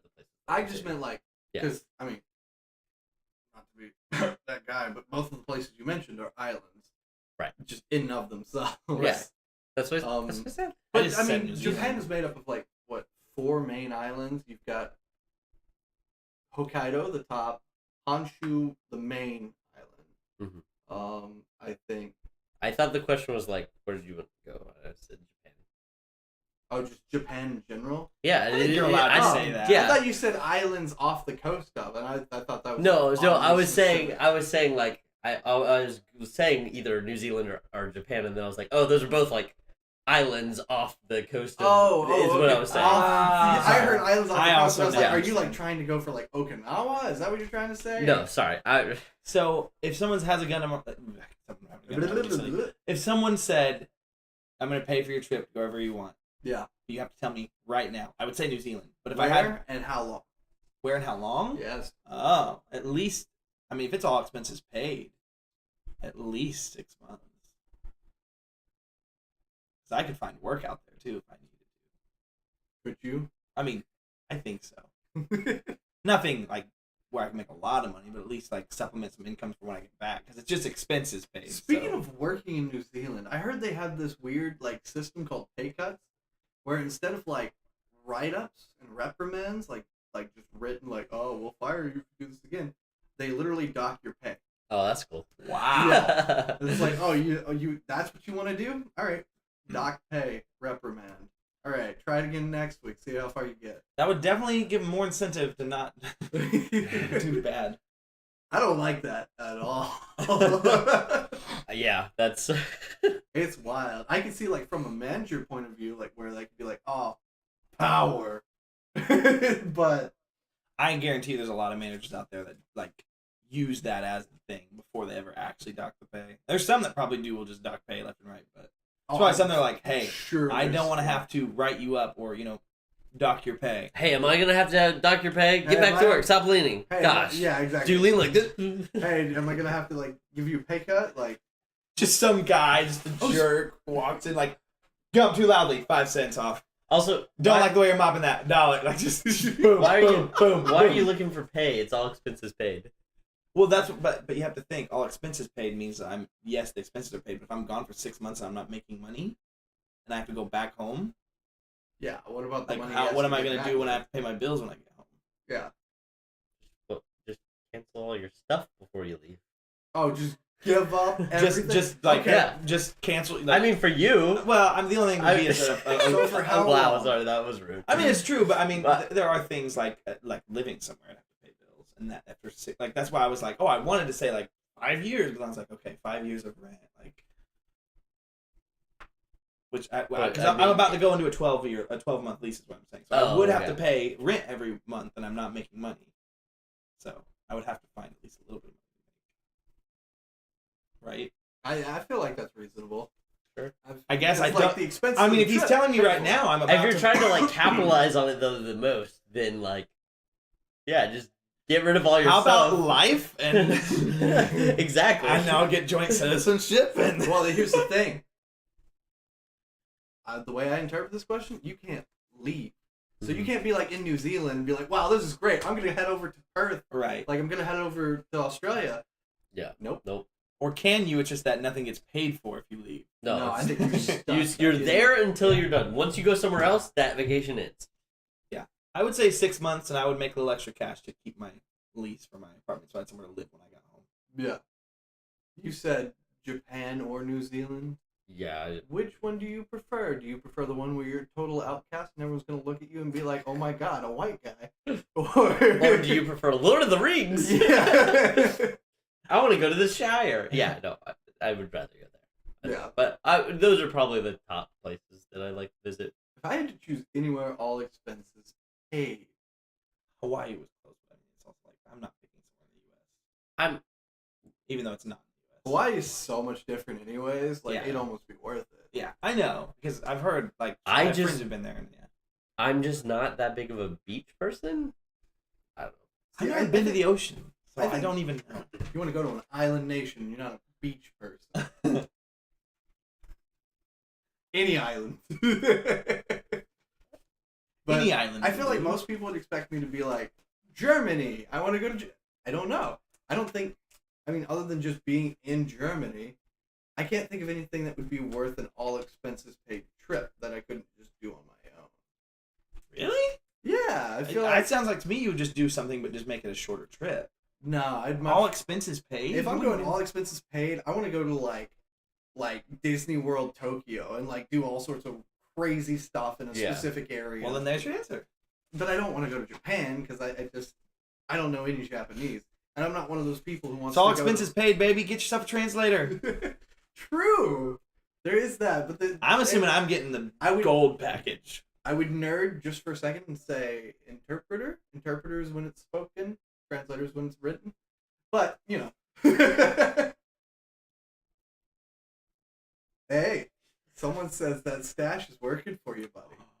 I really like that you can't see the chat. It's. I had been seeing it for a little bit. Hey, it's Gerb. What's up, Gerb? Take this away from you. You no longer have this power. I refuse. No, yeah, because I don't want to be one of those people that shows up in another country and just expects everyone to speak some English. Like I feel like that's wrong. I feel like, but that's just true. We're just dumb Americans, so we don't speak too much. No, I need to know a little, right? So yeah. I would have to like work on a language of whatever country I choose, just a little bit to at least be conversational. Hear me out. All expenses paid. I have 6 months before I take my trip where I get private tutoring in. Yeah, it's like that's my expense. I'm really driving this all expenses paid home. Yeah. If I had all that going for me, I think I would choose somewhere like Japan. I want somewhere like so culturally different from where I live now. Another thing with like being in Europe, like yeah, it's Europe and there's so many different cultures, like German cultures and Italians and all that stuff. It still feels very Western, and so I'd specifically want to have an experience outside of like a Western culture. Sarah, no, because we said that you couldn't be like a tour. It had to be like one place, so cruise wouldn't work. Yeah, no, cruise doesn't work. I don't know if you're still there, Gerb, but you should tell us where you would go. Yeah, because I feel like you'd have an answer. Chat. Where would you want to go? Also, I'd be like, I guess I'd be in Japan, and I think I'd only stay on the main island. I think I'd be in Hokkaido, not Hokkaido, Honshu. That means nothing to me, by the way. Well, this is the main island. Gotcha. So I would probably venture from the Tokyo area to the Kyoto area, just kind of that middle bit. It's kind of where I'd. That's a good question. I didn't think I would really care about that question, but it really made me think. Missed the question? Heard my name. I said, Gerb, where would you take if you had an all expense paid vacation? That was the question we were asked. If you had an all expense paid vacation, where would you go?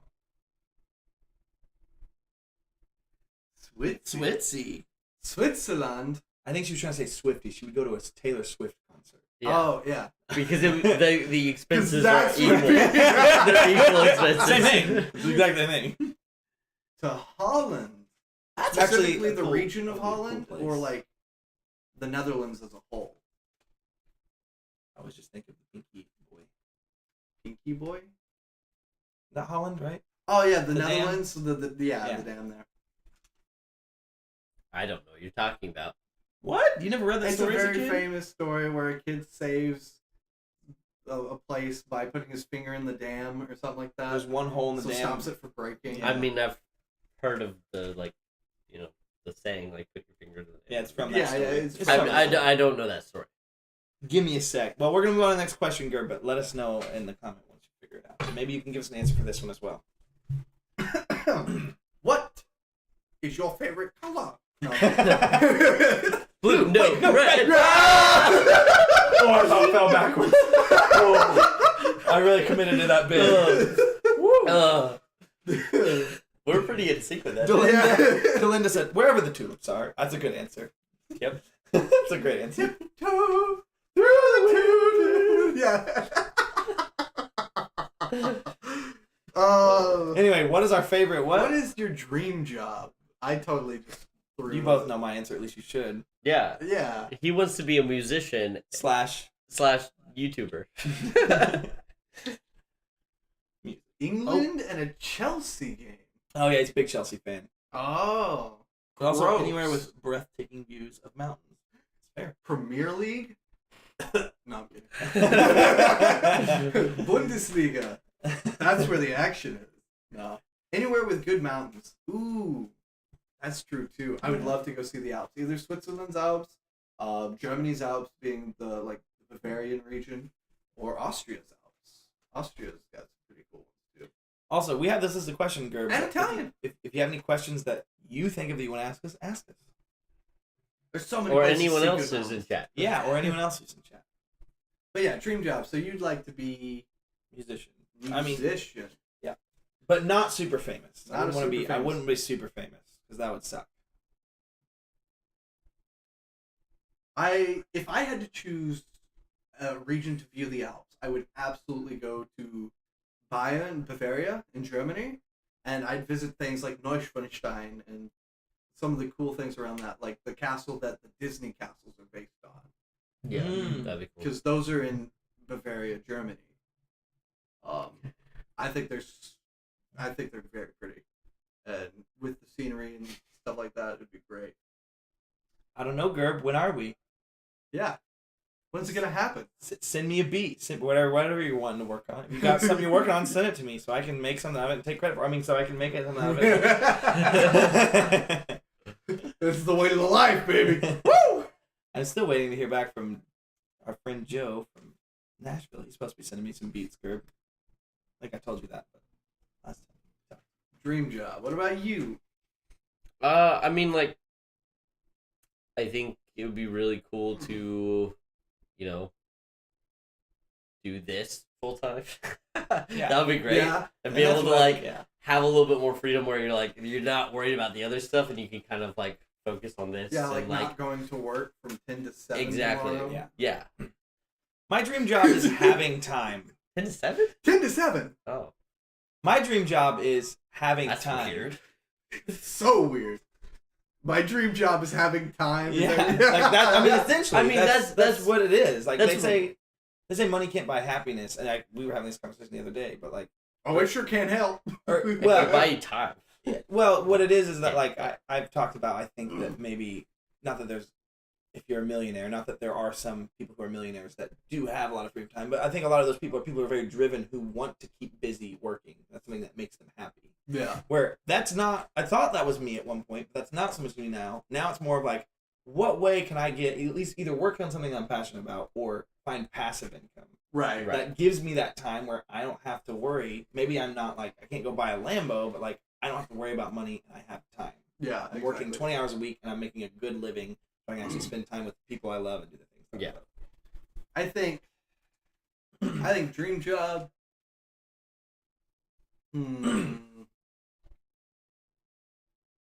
I think it would be something history related for me. And if not, I would absolutely choose to be like some sort of professional sports baller. I'd probably lean to hockey. I would absolutely love though to play on like some NFL teams or something like that. I think those would be cool because I assume the attributes to also be helpful, right? That's in those situations. Yeah, and you would be super famous because no one cares about hockey anyway. So exactly, right? I could mention I was digging. But honestly, I could mention some of the best players right now, and people would be like, yeah. Now, if I mention Wayne Gretzky, everyone's like, "Oh, Wayne Gretzky." Who's Wayne Gretzky? Nah, shut up. But if I talk about like Sidney Crosby, Alexander Ovechkin, Austin Matthews, things like that, people don't know. Gerb, what you got to do is you got to figure out how to fit youth pastoring into sports commentary. That's what we got to figure out. Do both. We got to find a way to do it. No, shout out to Gerb. Commentary on. I don't know if y'all do upwards basketball around here. That was a thing back with my churches. All the churches had like a basketball team. They all participated in what was called upwards or something. So commentate on that. Boom, nailed it. You're welcome, Gerb. We're solving all your problems. Gonna make a hotline. Call in. Nah, hopefully not say terrible things. What's the next one? Next one. How do you eat your Pop-Tarts? I'm allergic.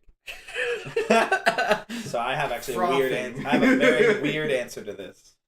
Do you? Yeah, I don't know if I think this is something that is semi-popular, but it was something that was showed to me by someone that I said at the time was really weird. Now I do it. Well, yeah. I mean, I say now I do it. I don't ever eat Pop-Tarts. That's how I do it. I break off the sides. Oh, really? Yeah. I spin it. So. Oh, do you? I eat around in a circle. I just break it in half and eat it, right?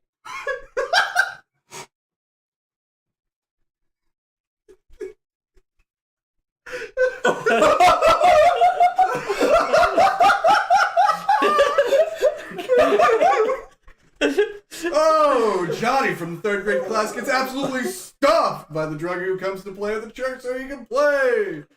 Oh, Johnny, that one's gonna leave a mark. After the after interview of the game, is like, this church has done an amazing thing. It's changed my life around. I used to thought cocaine was the biggest I had, but stuffing that child and knowing about Jesus. That could be clipped the wrong way for the record. Oh no. Well, this is the end of Nothing of Note. He said stuffed. The internet's a dangerous place. It is a dangerous place. We'll find out if this one comes back to haunt you. If Nothing of Note ever does get big, this will be the thing that tears us apart.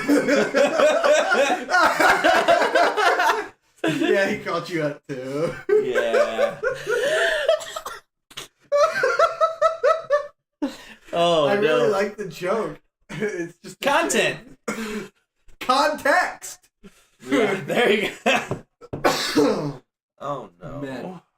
But yeah, Pop-Tarts. I break them off straight to jail. It's so hard to go back to Pop-Tarts, I'm not gonna lie to you. Yeah, I just take one edge and I break it, and then I break the long edge, and it's like break it like it, and then I break that one, and then I eat the middle. You don't eat the outside? You just eat the middle? No, you break it off and eat it. Yeah, okay. But I break it off in like these mostly complete strips. Okay. So this is weird. I eat it like a normal person for the most part, whereas I break it in half and I eat it. However, specifically, s'mores Pop-Tarts. When I was a kid, because I haven't had Pop-Tarts in a very long time, I would take butter after the s'mores Pop-Tarts come out, and you put butter on the s'mores Pop-Tart, and it like melts and soaks into it, and it's very unhealthy, but it's actually really good. And that's how I used to eat them when I was a kid. Only s'mores, though. Hey, only s'mores. Julia Childs, I think, said it best. Anything's better with enough butter. Like, enough butter will fix anything. I wish that we had s'mores Pop-Tarts right now, so that I could like make you try it. I mean, not you because you die, but I mean, what's your Pop-Tart of choice? Wild berry, the one Sundae. that's like purple with the blue lines over it. It looks so much like the '80s, and I don't know why I like it, but I do. I like the brown sugar. Cinnamon brown sugar, I like, but only cold. I know that's. I don't like heat up my Pop-Tarts. I eat them cold. So hot fudge sundaes and s'mores, I specifically heated up. I don't heat up any of The my chocolate fudge, which I didn't like that much, but I ate those, and the cinnamon ones, cold. Yeah. Straight to jail. Who would you ask to get rid of a body? Nobody, because I wouldn't have one. If you had to, though, I think basically it's who do you know that you're kind of like they might actually be good at getting rid of a body, or who do you know that you're like they're ride or die? Yeah. But see, there's some people who maybe ride or die that'll be like you you'd make this worse. Yeah. I don't want you knowing about this. Yeah. I don't know. I don't trust I don't anyone. think I have anyone. No, Yeah. I wouldn't trust anyone enough with that. I think I would I would do it myself. That's the first mistake everyone makes, right? Is letting anyone else know. So. Yeah. The only way two people can keep a secret is if one of them's in the ground. Like, yeah. It's kind of like the old music joke. How do you get two oboe players to play in tune? You shoot one of them. How do you make a plumber sad? How? Kill his family.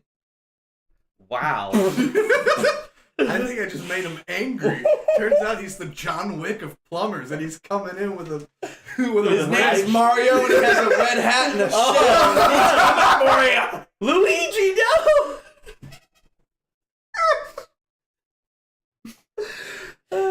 I love anti-jokes. Anyway. Yeah. Here's one. Where were you when you had your first real kiss? Such a woman question. Who wrote that? A woman? I only say that because I know who wrote these questions. Still better than my comment.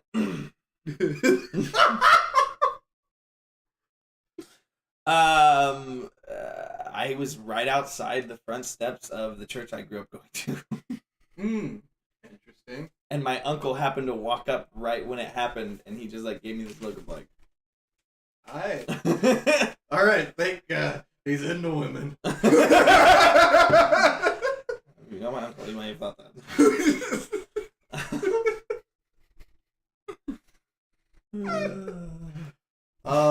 What do we mean by real? Like just first time you kissed, or first time you kissed and meant something? I think first time you kissed and meant something. Yeah, that's how I took it. Because I was thinking about that. I was like, yeah, that was my. And I've told people like that was my first kiss.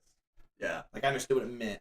I don't remember when my first real kiss was. I remember it was with the same girl I had like my first like actual kiss with, but we were playing Truth or Dare at the time, and we kissed, but we went out later, and so I kissed her after that. So I don't remember where the first like real one was. I just remember the Truth or Dare kiss the most.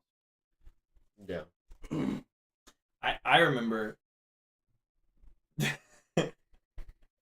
First kiss stories can be funny. I hope you have a good first kiss. So I remember I texted the girl. It wasn't funny. Well, mine was just funny because it's me. I wasn't stupid, but I texted her after, and I was like, "You're a really good kisser," and she's like, "So are you." It was like, that's all it was.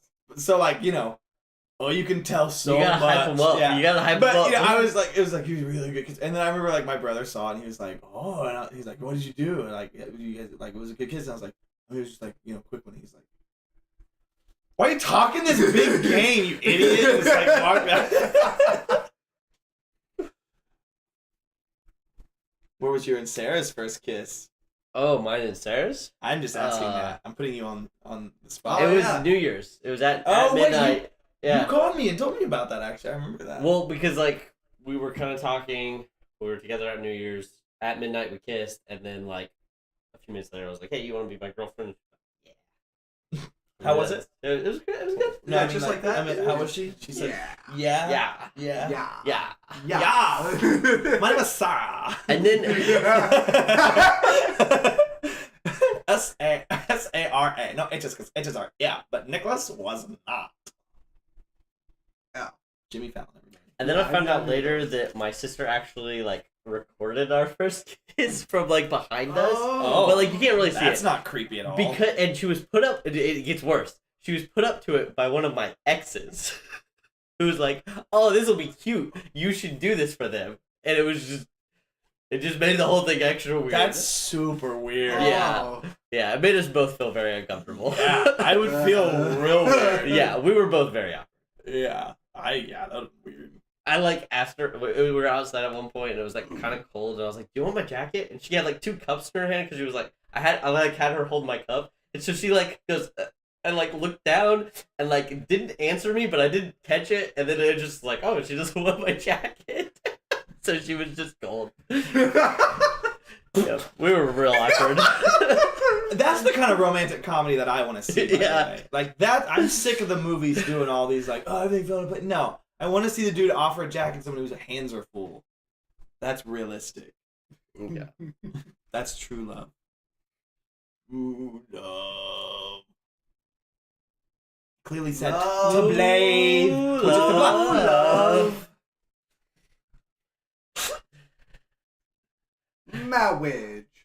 Marriage is what brings us together today. A dream within a dream. So tell us your wow. Anyway. Yes, get on with it.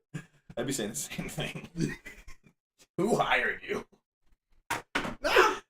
My hat. My hat. Do you have any weird talents? No.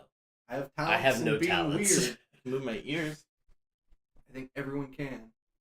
They always people. He cannot, clearly. You can play your nostrils, right? I can't do it. I can flare my... Well... Oh. Just wait. My sinuses are a little messed up still. No, I don't think I have any weird talents. Like weird talents? I don't think so. I've got a whole bunch of weird facts that I can put out there. But We know. yeah, anyone who knows me knows that I can talk your head off with some stupid stuff. Let's see. Who of your friends would you want to live with for a month with no outside contact? So it's just you and them in a house for a month. And you can't, like, message anyone else and be like, yeah, this is great. I mean, I'm thinking of it from, like, a content perspective, and it would be really funny if we got stuck in a house together and just... Because it wouldn't go well at all. It would not. I think we would have an amazing first week and a half. Yeah. And I think that we would, like, there would be a lot of good moments there, but, like, there would be a lot of, like... Well, the house would be probably trashed. Yeah. See, that's another thing, like, what would be so cool that if you didn't have to work, if you could just focus on this, you could literally do that. You could just be like, oh, we're going to be in a house for a month, and we don't have to worry about, right. And then I'd hire a maid. We could make that a video. Yeah, the house being dirty. Right. Yeah. You could totally make that video if, the channel was self-sufficient or something like that. Which would be cool. It's shooting for the stars. But it'd be cool. Oh, yeah, no. It's a dream job, though, so... Yeah. I don't know anyone. With no outside contact. That's just a lot. The only reason I would I hope even it's a want girl. to do I didn't. Wait. You know what? I changed my answer. Yeah, Glad's called you out. Yeah, yes, I There's know. one correct answer. Sorry, I just was like thinking of like. You're wrong. The correct answer. You better go downstairs and apologize. Straight to jail. Straight to jail. No, yes, with my wife, I would enjoy But that. I was thinking of it in like a different. Not your wife. I would actually counter that. So no family. It says specifically in the question. Exactly. So I would assume Sarah. You wrote the question, Sarah. I'm sorry. Yeah, you don't count. So someone retract. Uh-oh. I wish I could do that.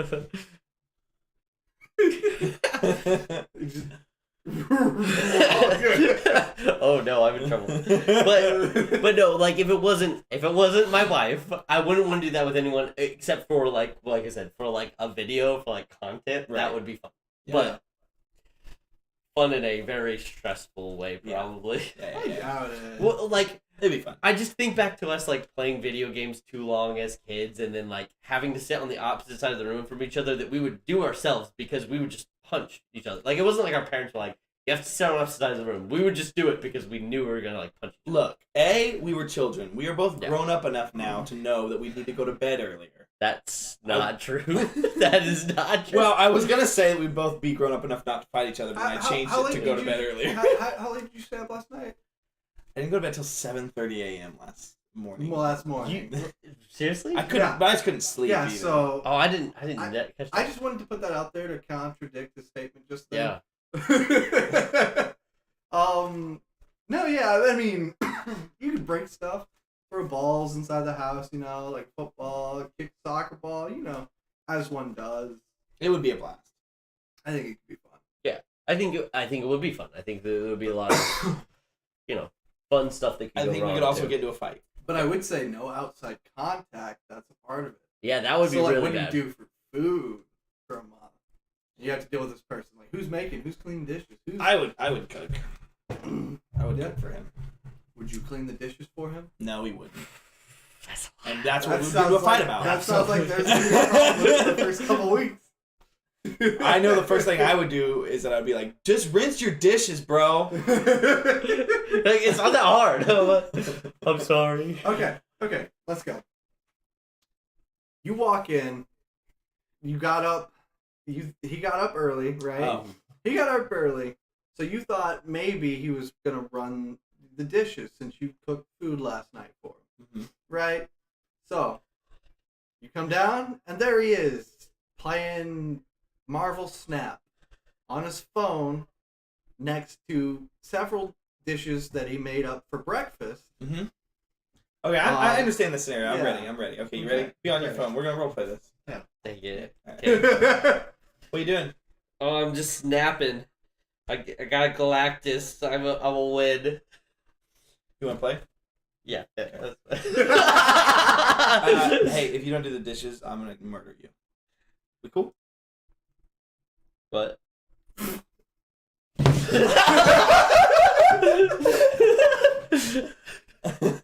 want to play? Yeah.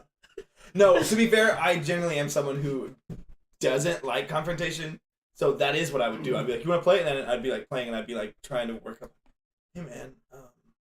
It'd be really cool if you did those dishes. Like, because, I just worked really hard last night on that fettuccine Alfredo. And, you said you really liked it. And there you go. You said fettuccine. Fettuccine Alfredo. You meant the Alfredo. I meant the Alfredo for you. You threw it in my face. I spit on you. Now use the water to spit on the dishes and then scrub them. Why are we switching to French? I know. I spit on you. Because sometimes I like to draw inspiration from other characters. Because I can't keep an accent, alright? It's gonna shift midway through. Just accept it. You're lucky to stay on the same continent. Also, if it was content, I feel like I would purposely mess with you and I would purposely overreact if it was for content. Yeah, and I mean it would I still be. I would just use my actual anger and just be like, I can just say it's for content. Yeah, I would probably get a lot of things off my chest I've wanted to say for him to years, and then after I'd be like, oh, for the content, man. Yeah, it was a video, bro. He's like crying. I would just every time. Hey man, you know it was just for the content, right? I didn't mean any of that. But like, if you did take it into consideration, I'd be like, man, I should do the dishes. You know, it would help him out. Nah, you know. And now we're seeing how Nicholas is rationalizing not doing dishes. Exactly. Because that's what he actually means. Like, He's like, oh, I would do it for the content. I find a way to get out of doing dishes. Exactly. Yes, that's what I'm saying. You like, because I would have an excuse to do it. Oh man. All right. That's so meta. Who would you shoot if you had to? You. No. Oh my gosh, that was fast. My answer is anyone. I could shoot anyone if I had to. Oh, that's a good point. Yeah. It don't matter who you are. If I have to, I have to. There's no context behind that. It's just Anyone but myself, maybe, I guess. I don't know if I could shoot myself. I couldn't. Like zombie, I couldn't like shoot those you. zombie apocalypse situations. Oh, no, I'd cut off my arm before I shot myself. Right, that's what I'm saying. I would just be like, look, I don't want to turn a zombie. I don't want to be remembered like that. I'm not going to know. Just even still, just shoot, not kill. I mean, it's still anyone I had to. Yeah. If you're stepping up to me in a manner that I think I need to defend myself with a weapon, because I'm not shooting anyone for fun. You know, I'm not going to sit here and be like, bullet in the leg, got him. He deserved that. Yeah, if I'm shooting you, I'm trying to kill you. There's no ifs, ands, or buts about that. I don't know. Now, mind you, if that's happening, I didn't start. I will guarantee you, I did not start that situation. If I'm shooting to kill, it's because you did something, and you're putting me in a situation that I have to. I thought about my answer. Yeah. I think it would have to be Baby Nicholas Hitler. for not doing the dishes. Oh.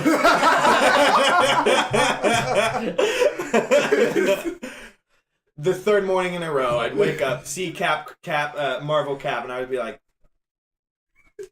Just the moment he sends you a Miss Marvel. yeah. Right while you're playing a game together. Like. It's like, I just text him like, hey, did you do those dishes? No. Okay. I get home and I have like 17 TikToks from him and the dishes are still there. I just be like,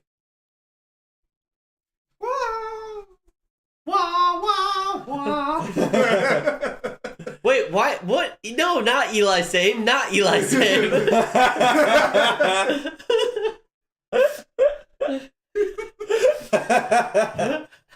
Hey, I've done them at least twice that I can remember. I'm safe here.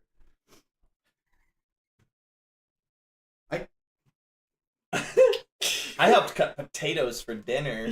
Okay, listen.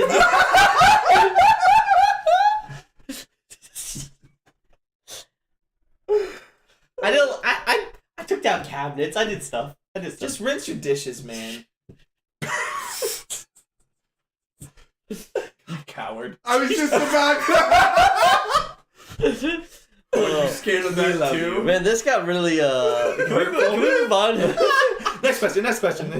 If you had to do the dishes, how do you do the dishes?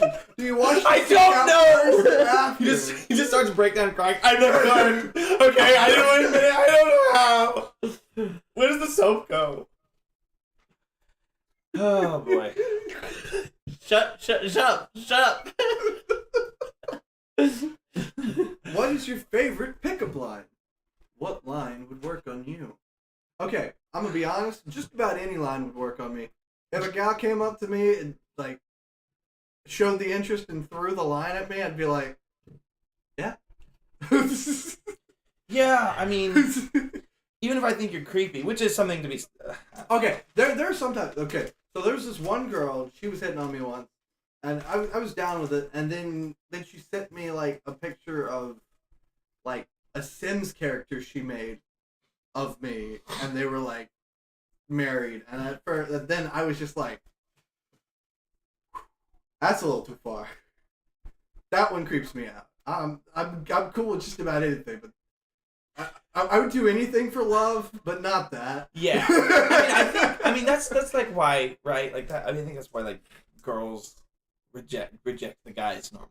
Like guys don't hardly ever reject girls, but we also have the luxury to be like the minute that we're like, okay, that actually is too creepy. Like I have enough, a little bit of a standard that no, we can just leave. Like, but for girls, it's like you gotta be a little safer.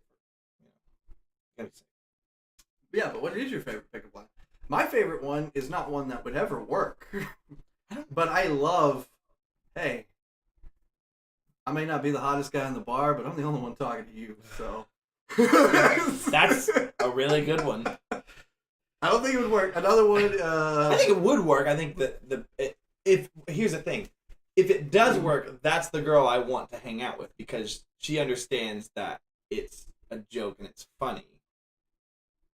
Right? I hope. Because if not, you're probably gonna drink. Or maybe she's just having a terrible day, and you hit her with that, and then the steam just dropped, and then I she's didn't like, think about the other whatever, side I guess of this it. is my lot in life. I didn't think about the other side of it. Yeah. Yeah, I didn't think about the other side of it. Or even worse, that it's just like, that's it. Yeah, she's exactly. like, I have to go now. And you're just like, forever. No! Another one I like is Beauty's just a light switch away. Yours are really bad. Yours are mean. I said they'd never work, but they are mean. I think they're fun. I just don't like pickup lines. I think they're stupid. How do you break the ice? What is it? Fat polar bear? Fat penguin. Yeah. Oh, fat penguin. Like you can just walk up and be like, fat penguin. I mean, honestly, I think breaking the ice. Pickup lines were like maybe fun when you were younger, but you get older and you're just like, really? We're just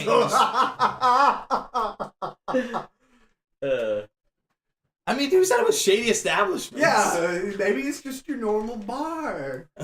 I think that's what he means. Or maybe if you're getting pickup lines like that, it's probably shady. To be fair. Like the ones I've been saying, it's probably a shady place. I go to the bar to pick up girls that I know I actually can. I go to Target to dream. Because they're like sophisticated women. Target? Yeah. No, Bed Bath Body Works. Dude, I'm being genuinely serious though. Like, I just remember the Target that I lived from down the street in Oklahoma. I would go there and I would just see all these women. I'd be also like put together. And... You went to the Target to watch women? No, I went to shop. That's what I heard. That's what I heard. I went to shop there and then also happenstance noticed beautiful women. Sometimes I'm gonna take out women. The first time my wife flirted with me, she said, you remind me of a miniature orange because you're a cutie." I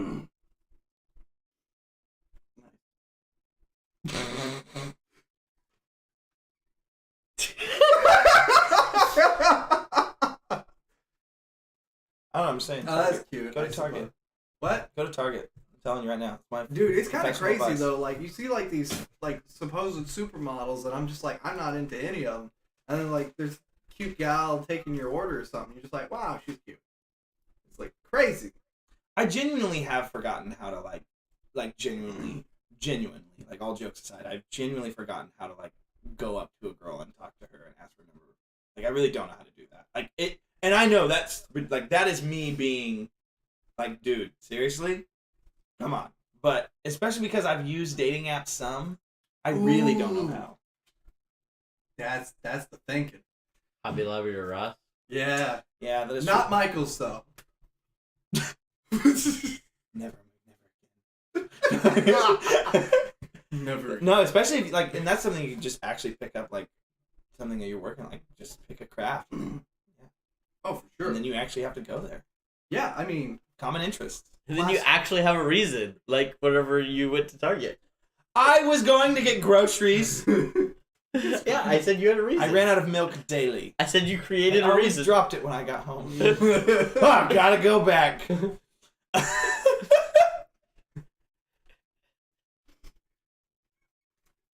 We should move on. I feel my face get redder every time.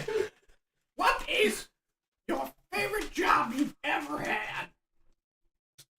Mine was working for American Airlines. I was well, I worked for a subsidiary of American Airlines, but I was a compliance coordinator, so I made sure that we followed all the rules and regulations, and I got to like run around the airport every day. It was a lot of fun. So you were a paladin for the air company. Yes. I just called it an air company, by the way. I was a rules lawyer for the air company.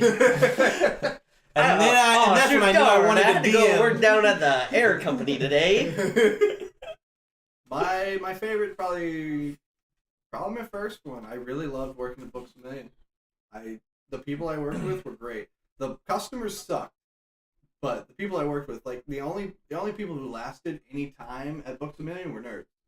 So you could always chat with them and hang out.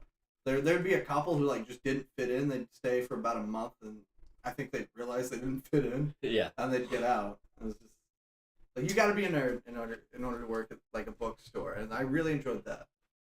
Yeah, my when I first started my first job in Oklahoma, it was just like I didn't love the job, but the people were amazing. Like I was good friends with them. Yeah. Least favorite. Mine's easy. Shoveling animal parts, gizzards, and the like. For an animal food company. Disgusting. I've said it before. If you're squeamish, you might want to close your ears now. I've been in like ankle deep, watery blood.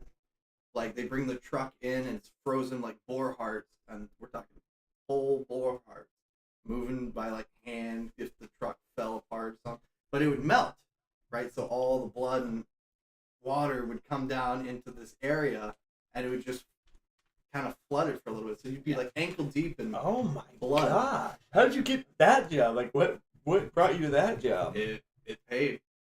How old were you? I not much younger than I was now. I was like 24. Oh, okay. So this is more recent. I don't think I have an answer, to be honest. Nah, I like all my jobs pretty well. Mine was working for Amazon. I worked at Walmart. I did not like it. Officially talked to almost zero coworkers in that whole time. Did overhear some shady comments from customers though. Oh, I Shady bet. comments from You should. customers? I would love to hear one of those. Dude, at Books A Million, we had this one customer. This is one lady. She couldn't walk well, and she was something. She would get this absolute cart full of books, of which she had either no intention of buying, would just carry it up to the front and leave it there, and then have us have to go put it all back. Or she would buy them, she'd take them home, and she'd print them. Like, she'd put them on a photocopier of the pages she wanted, and she'd come back and return them. Dang. And then we'd have to put all the books back. How would you know that she did? That's why we couldn't, like, not take the refund. Like, Right. Because we knew she was doing it. There's no way to prove it. We can't just stop I didn't know her. if you had like any way you knew she was copying them. We knew. Okay. I was just curious. Yeah. Listen. So there was that.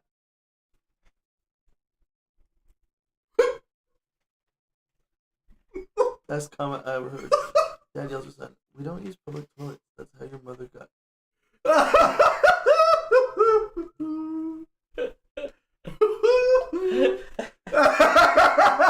That's right. Yeah. Also, I can see somebody's lying to somebody in that situation. I know some dads that like will like yell stuff like that to their kid to embarrass their kid. kid. But like also it's Walmart. So that was probably probably a true story. I think the craziest customer story I have is a dude kept leaving toys in the religion section. Oh no! And he did it about 4 times, but finally he messed up and got caught by the camera, and he got arrested at his house for People have too much time. You got arrested? He got arrested, Wow. and he was, because I mean, this is Louisiana. He just whatever, like anything goes. If you can get got for something, they'll get you. But I think he got for some minor sexual offenses. Because they just based it off the idea like, oh, kids could have just walked in there and seen that. And so, yep. Jail. Straight to jail. It would be at the Martinsville Walmart. That's true. Very true. What's our next one? That's the last question. Oh, I have. wow. Well, that's... I have a page of Would You Rather, but... We could save that for another I think time. we've done that. Yeah. I think it's a good time to get off here. Yeah. First and foremost, thank you to everyone who stopped by and said hey or put in comments. So thank you, Raymond. Thank you, Gerb. Thank you, Delinda. Thank you, Sarah. Thank you, Jay. These are the ones I think I've seen in chat. So I just wanted to say thank you to all of you. Thank you, Jay, for the artwork. Jday_art on Instagram. Check her out. Yes. Other than that, it's been an absolute pleasure. We're nothing of note, and this was no. You got